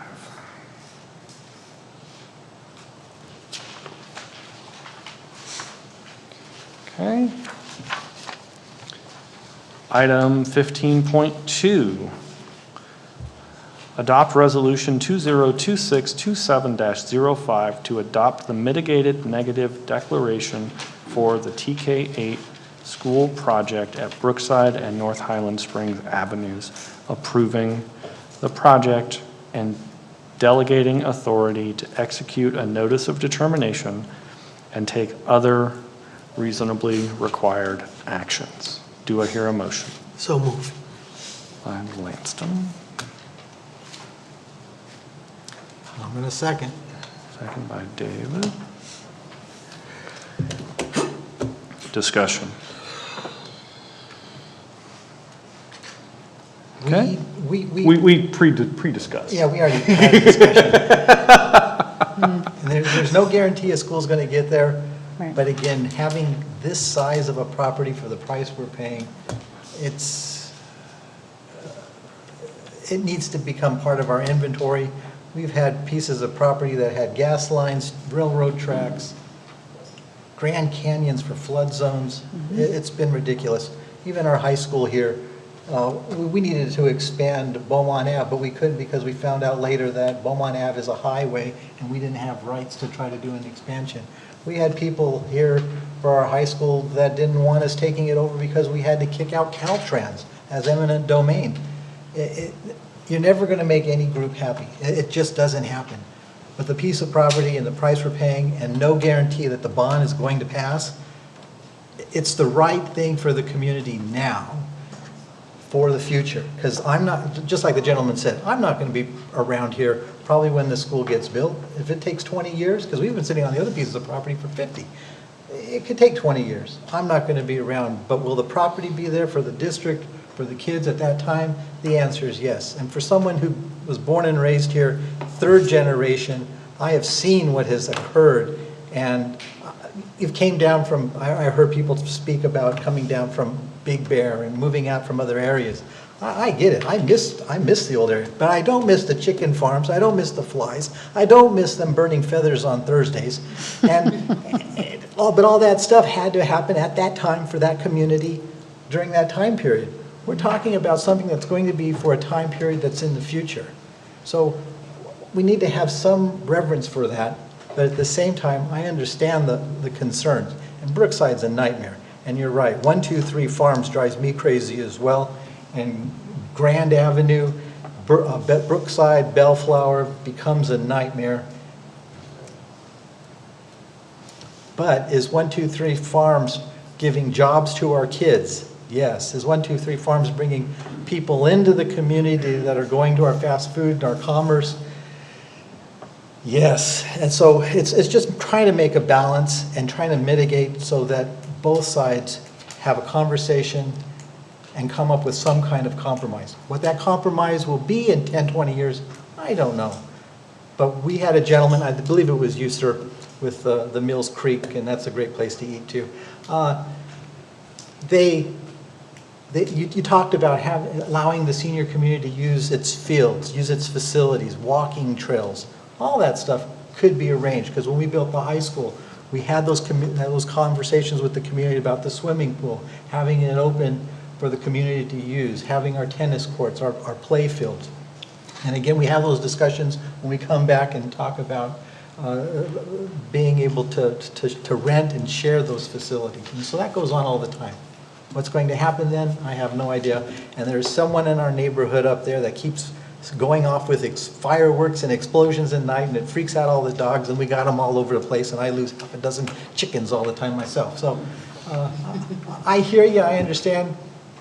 But even though that's my trustee area, I have to make a decision that what's going to be good for our community in the future, and that for all the children, not just our little Cherry Valley that I actually miss from, 50 years ago. But things do change.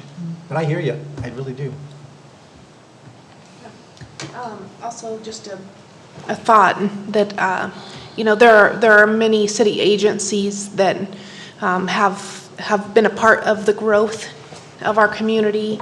Some of the issues that you brought up are probably handled by other city agencies that may be able to hear you out and help you. We're kind of responding to it in a way that, for long term, we feel is a good choice. But it will give us the option at that point, depending on what's going on in that area. So, the growth was approved, I think, by our city council, and Susie, you can correct me if I'm wrong, because is that accurate? The growth part of this was a city council, even if it wasn't now. Is that accurate? Or I'm not trying to throw the focus anywhere else, but just that it's good that we can work together and hopefully find a solution for this. Right, because the developments that are coming in were approved so long ago. Yeah. And now some in 2008. We had a pause in growth for a while, and the growth picked up again. And now we're trying to play catch up, because that's the position we're always placed in as a school district, is we are trying to catch up with the developers. And so it's never in our favor. So thank you for that. Banning's agreeing to either, because we have their city council right for developer fees. So and their track maps. Yeah, the fees that we collect from developers do not pay for the price of the school, and so that's why we need state funds, and we need to have our own funds as well. So that's why we have to go out for bonds, because we don't have enough money, and it's a vicious cycle. And when you don't have a community that supports bonds, because I totally understand why people don't want to support bonds. We're taxed to death in this state. So it's just, it's a very delicate balance we have to take, very balanced approach to how we want to do it. We are fiscally responsible for the district, and we take that job very seriously too. And this is one of the big key factors for me, is that, like David said, it's a large piece of property for the amount of money we're going to get it, as opposed to the smaller piece of property for much more money. And we've explained how expensive schools are to build, and I would rather spend the money on the facilities than paying for the piece of property, because we still have to build the school. So these are all things that we have to take into consideration. It's just not an easy answer, And so we're very, very appreciative of your comments and your concerns. I get it. I'm with David. I've been here a long time, and I miss old Beaumont. And so we've seen a lot of growth and a lot of change. And so we just kind of have to go with it and make the best decisions that we can, and but listen to everybody at the same time, but also be fiscally responsible. Thank you, Susie. I'm sorry I sprung that on you, and No, I didn't mean that's to all put you on the spot. That's okay. But I do appreciate you explaining that better than I did. It's hard. It's not an Yeah. easy answer. That's all I No, have to say. there's no easy ones here. And yeah, I mean, there's been a lot of comments about putting in a school that's embedded in the community, and that would obviously be our first choice.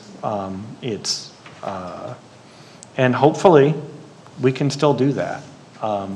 There are still properties that are available that we could possibly get, but the size of this piece of land is very rare. It is very to the point of being unique. That's for sure. And it's an opportunity that, because the developers have swallowed up so much of Beaumont, there's just not a lot of it left. So there's a lot of vacant land that you can see around, but it's all planned already. Yeah, it's all pre-planned, and a lot of times the developer already owns it. Even though they're not currently developing it, they own it and they've submitted their plans, and it's ready to build on. And the amount of available land is even shrinking up. So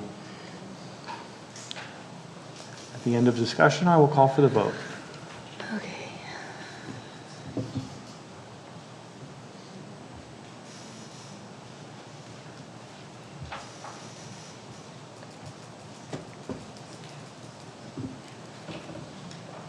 And the motion carries.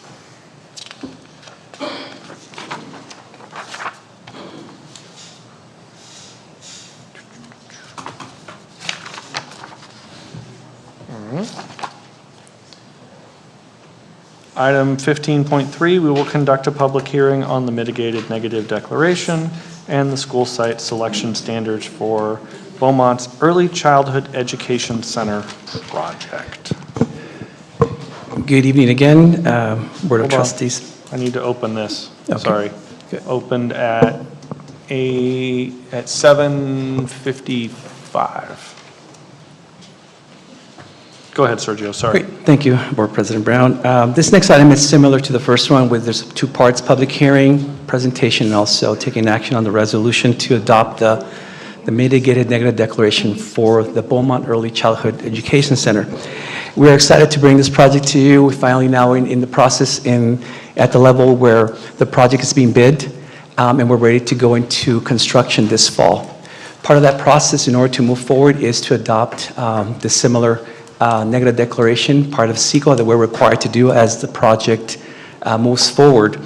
The project itself, it's located north of the 10 freeway, or north of the 8th freeway, and east of Pennsylvania Avenue. And more specifically, this is on the campus on the south fields of Anahaas Elementary School.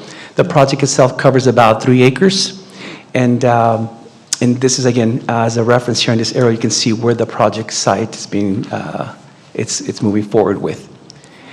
The CEQA itself, similar to the prior project, is to evaluate potential environmental impacts on the project, identify ways to reduce or avoid environmental impacts, inform the public, ensure environmental requirements are met, and review the Title V selection from the Department of Education. The report itself was available for public review in May of 2028 through June 2026 for 30 days. The report was finalized, and the mitigated measures were also finalized. We responded to comments from, I believe, 2 agencies, and that report is in the agenda itself. The report itself, the mitigated negative declaration, included 20 specific studies that we analyzed and looked through and reviewed as we developed the mitigated measures. The report itself identified that there is, from those 20 studies, There was areas that have no impact, less than significant, and less than significant impacts with mitigated or mitigation measures incorporated. None of those studies came back with any significant or unavoidable impacts. So that's great news for us as we move more forward with the project. It meets the requirements of the Department of Education, the state to move forward as they approve the project itself. And as I mentioned, this project itself is ready to move forward with development. The mitigating measures were identified mainly during the construction of the project itself. We have to mitigate the air quality, cultural resources in the events that there's anything that we may hit during construction. For example, like human remains of past Native Americans, we would then have to address those through the mitigating measures that the report goes through.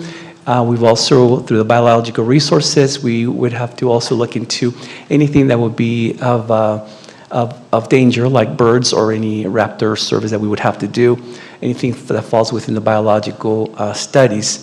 And the last one is under geology and soils. Again, that also was during activities during construction. If we would come across anything that would impact that, we would then take some measures that the report itself calls for. And with that, we're asking the board as a recommendation to adopt the initial studies, the mitigated negative declaration, the mitigation monitoring plan and reporting program, and give us the authorization as staff to move forward with filing the notice of determination.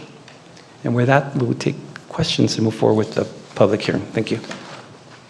Thank you, Mr. San Martin. We will open discussion at, I opened the hearing. So now I need to open discussion. There's another line for that. At 7:59.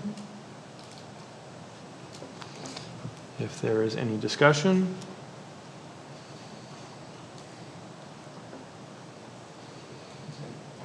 Hearing none, I will close the hearing at 7:59.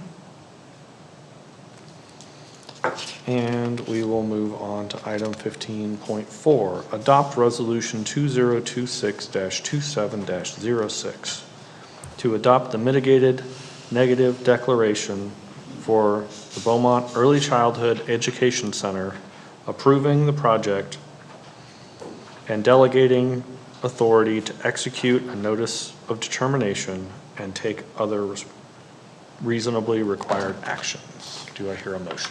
Yes, I move approval. Melissa? I'll second. Susie? Discussion? Yes, I have discussion. I'm just super excited about this. This is like right up my alley. We don't have discussion on early childhood enough. So this is just super exciting. I'm so happy to be part of it and considered one of the experts in this. Right on. I don't think it's fair. I think we should build a tech center. No, it's my turn.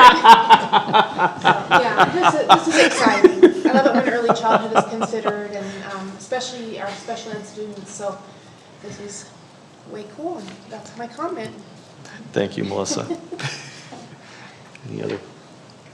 Any other discussion? Hearing none, call for the vote.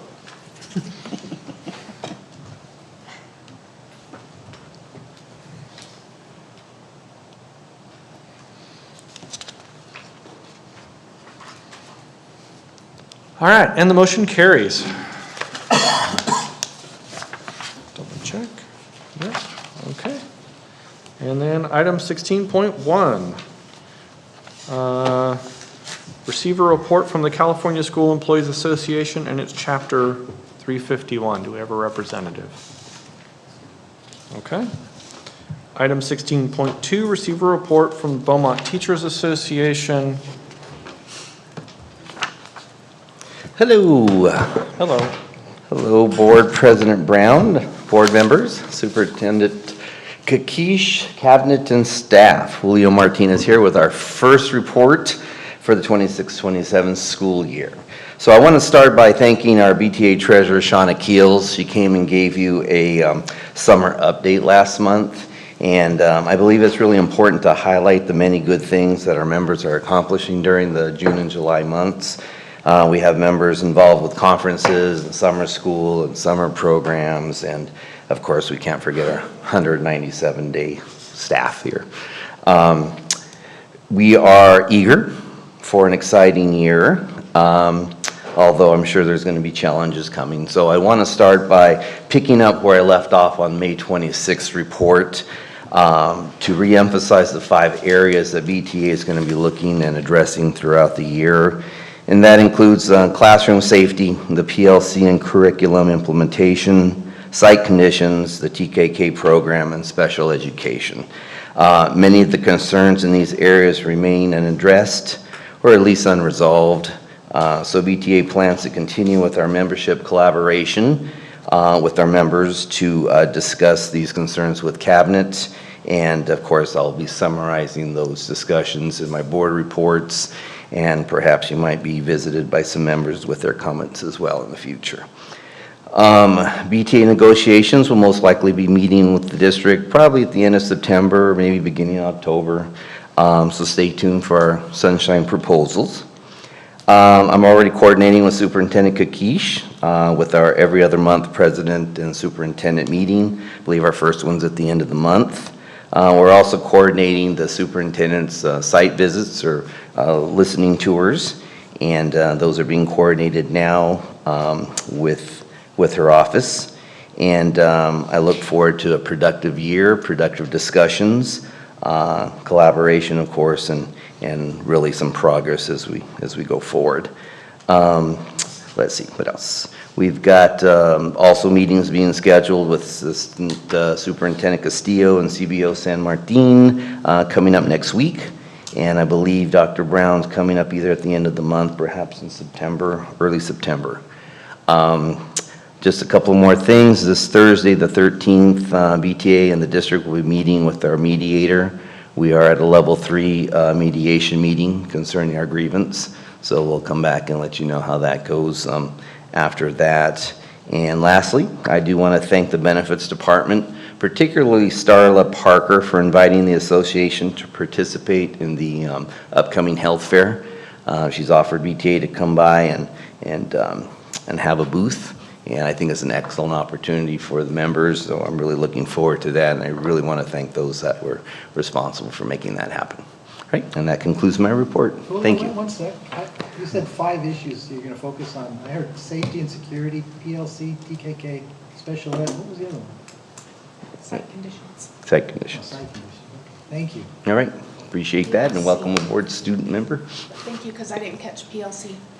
So cumulatively, we've got it. Okay. All right, thank you.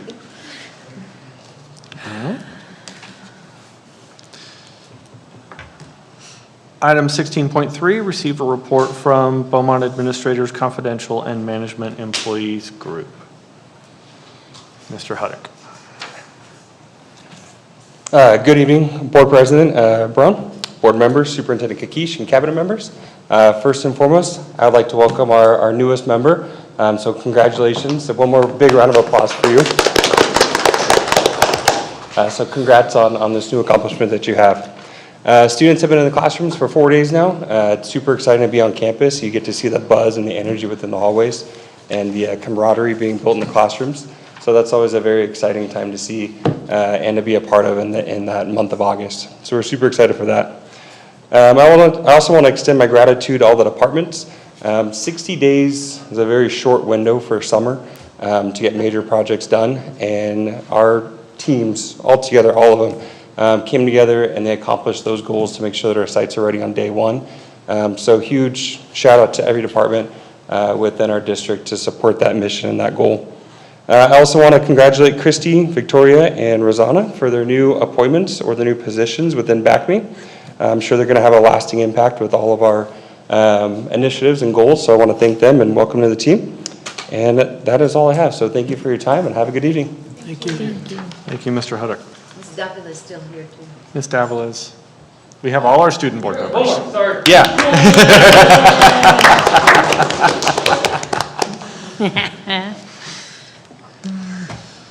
All right. Item 16.4, receive a report from board member Susie Laura. I just want to say welcome back for our new school year. The welcome back rally was a lot of fun. I don't want to take up too much time. We've been here a long time, more than usual, I guess. So welcome to our student board reps. I'm glad that you're here. And with that, I'll just keep on going. It's good. Thank you, Ms. Laura. All right, item 16.5, receive a report from Board Member David Sanchez. Now, that was funny about the student report. Sorry, look, you guys, just one's probably sitting in the audience right now going, I'm glad I'm not up there. And Ramona, you kept your composure so well, thank you. You're like, she's still awake over there. But this is always an exciting time to see two new students come back up here and Yep. get a taste of what this is, public life, and how we balance everything out. And again, it's that season again, we're going to have speakers that are also going to be campaigning. It's just that cycle.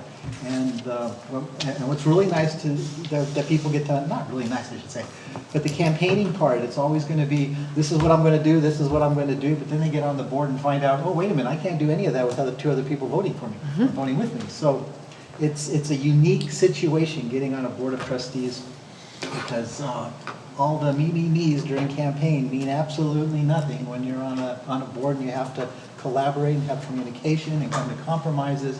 And we are witnessing that right now with our purchases that we're trying to make and building a better Beaumont for the future for our students and the community. So there's a lot of me's, but we're going to have to come together and find solutions that everyone can live with. And I believe it can be done, because it's not the first time, I don't know who says this all the time, it's not Mrs. Williamson, it's not my first rodeo. Nothing new under the sun. But we'll manage, and again, and I hope we come up with a solution that everybody can live with, not everyone will be happy with. We can't make everyone happy, but something that everybody can say, okay, this is doable, and I can live with that. So I believe that's going to happen, and okay. And the bond's coming up. Make sure we tell everybody that it's on the ballot, and I know it's a tough one right now just because of economic conditions. Those are the choices we have. That's it. Thank you very much. Thank you, Mr. Sanchez. Item 16.6, receive a report from Dr. Lanston Sylvester. Lance? Good evening. Thank you, President Brown, Superintendent Kakish, board members, cabinet members, public. Welcome aboard to Ramada, Dia, and Andrea Davila. We had the pleasure, the President and I, to interview them. And I can say unequivocally, they are quality students, quality representatives. So it's great to have them on board, and welcome to being baptized tonight into what goes on. With growth comes challenges. You cannot have growth without challenges.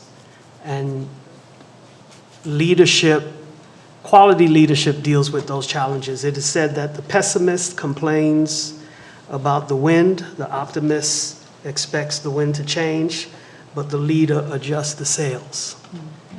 And so right now we are engaged in trying to adjust sails to what's best for every aspect of the community. As Board Member Sanchez says, you cannot try to please everyone. You have to make a decision on what's best. And one of the things, before I end, want to say, I've heard it stated more than once that they want us to listen to the community.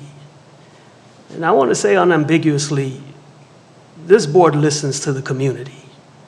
We listen to the community, we hear the community. There's a difference between listening to the community and doing what everyone else wants to do. I've been married 34 years. My wife taught me, are you listening to me? And I'll say, are you listening to me? And just because we listen to each other doesn't mean we have to agree and see it. So I want the community to know we listen. We're not aloof. We're not ambivalent. We're not here making our own decisions. We understand the impact, and we understand what it does to the community, the senior community. But as Board Member Sanchez said before, we have to make decisions. I wasn't here 50 years ago like some people. I don't know about chicken feather burning. I don't know about those things. So I'm one of the new kids actually on the block here in Beaumont. But I can tell you that I love Beaumont. I can tell you that my children are in love with Beaumont. And so that speaks volumes to the attractiveness of Beaumont and what it means for future and the next generations. And we have to make decisions based on that. So I look forward to being a part of laying the foundation and laying the groundwork for what others will benefit from and continue to do even after we are gone. Lastly, the rally was great. Superintendent Kakish, great energy. There was a young, I don't know if he was a teacher, but he sang. Mr. C. Who is it? Mr. C. Mr. C. And then I'm going to make a point. I want to go to each school because I need to get one of those shirts that each school had. So if you're hearing me, get my shirt ready. Thank you. One shirt. Size?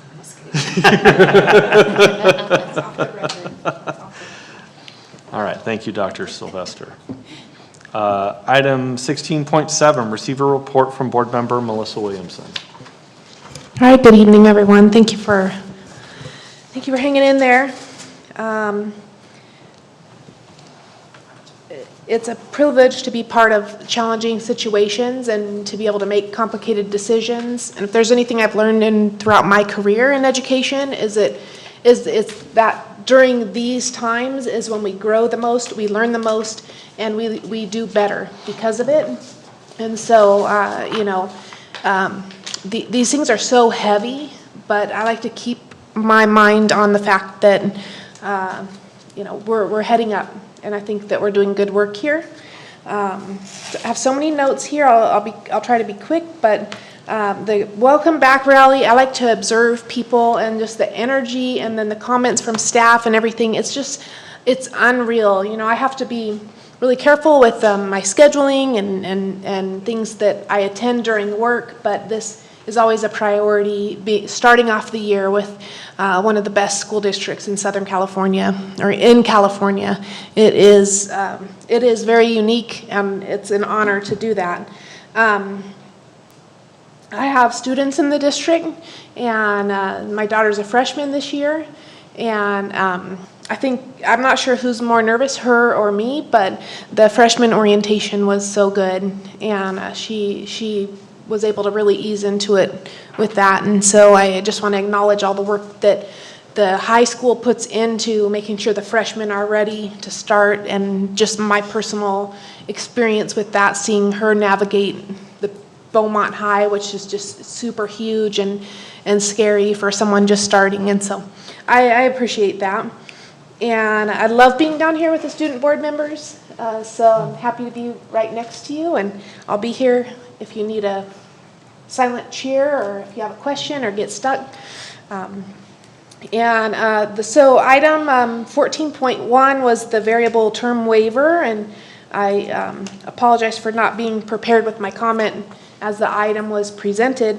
But Chris Moran, he's the student that was up for approval, and my son grew up with him, my 20-year-old son. He's 20. And we're approving for him. He has his bachelor's degree already. I personally know him and his family, and I just have to shout out because this kid is truly gifted. He's going to be the esports teacher, and I couldn't think of anybody better. He's exceptional. And so I like to publicly call those things out because we're very fortunate to have him joining our staff. And thank you to the public comments. And congrats to the new management. One of my favorite things is the VN promotions and the whole program. And I got to see Christy in action before she had the job, and watch her before she even knew I was there. And her enthusiasm is obvious. So I'm excited about that. And I think that's it. Thanks. Thank you, Melissa. All right, item 16.8, receive a report from Board Member Jeff Brown. So, start of school year, awesome. I'll be completely honest, the welcome back rally is not my jam, but I do appreciate that everybody else likes it.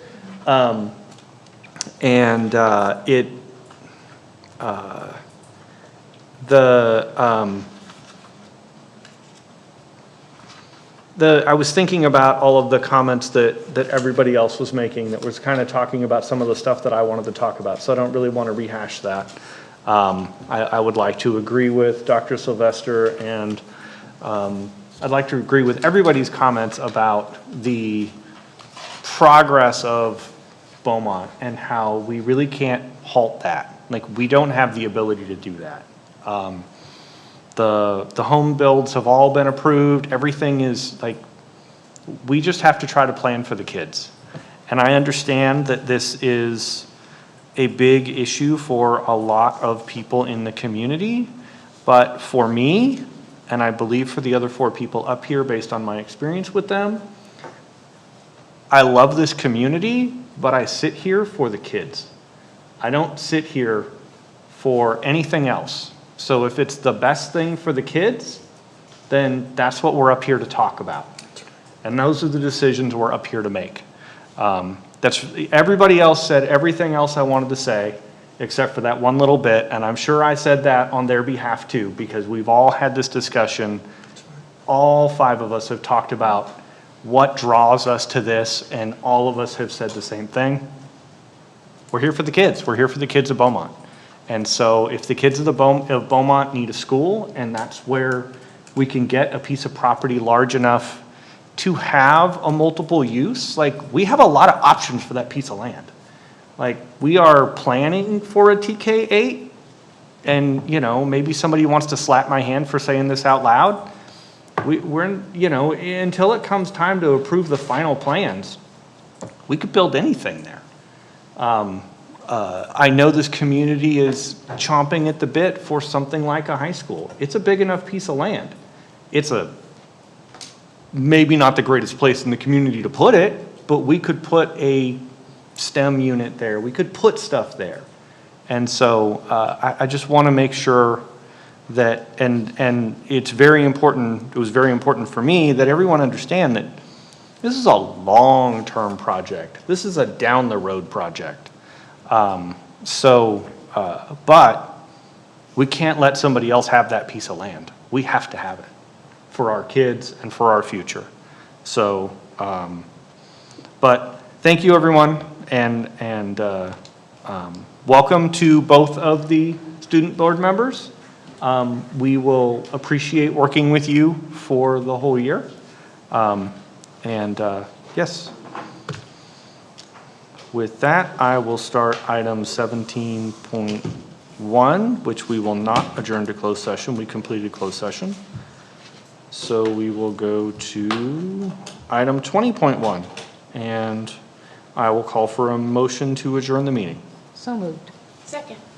So Susie and Melissa. All right. Any discussion? Hearing none, call for the vote.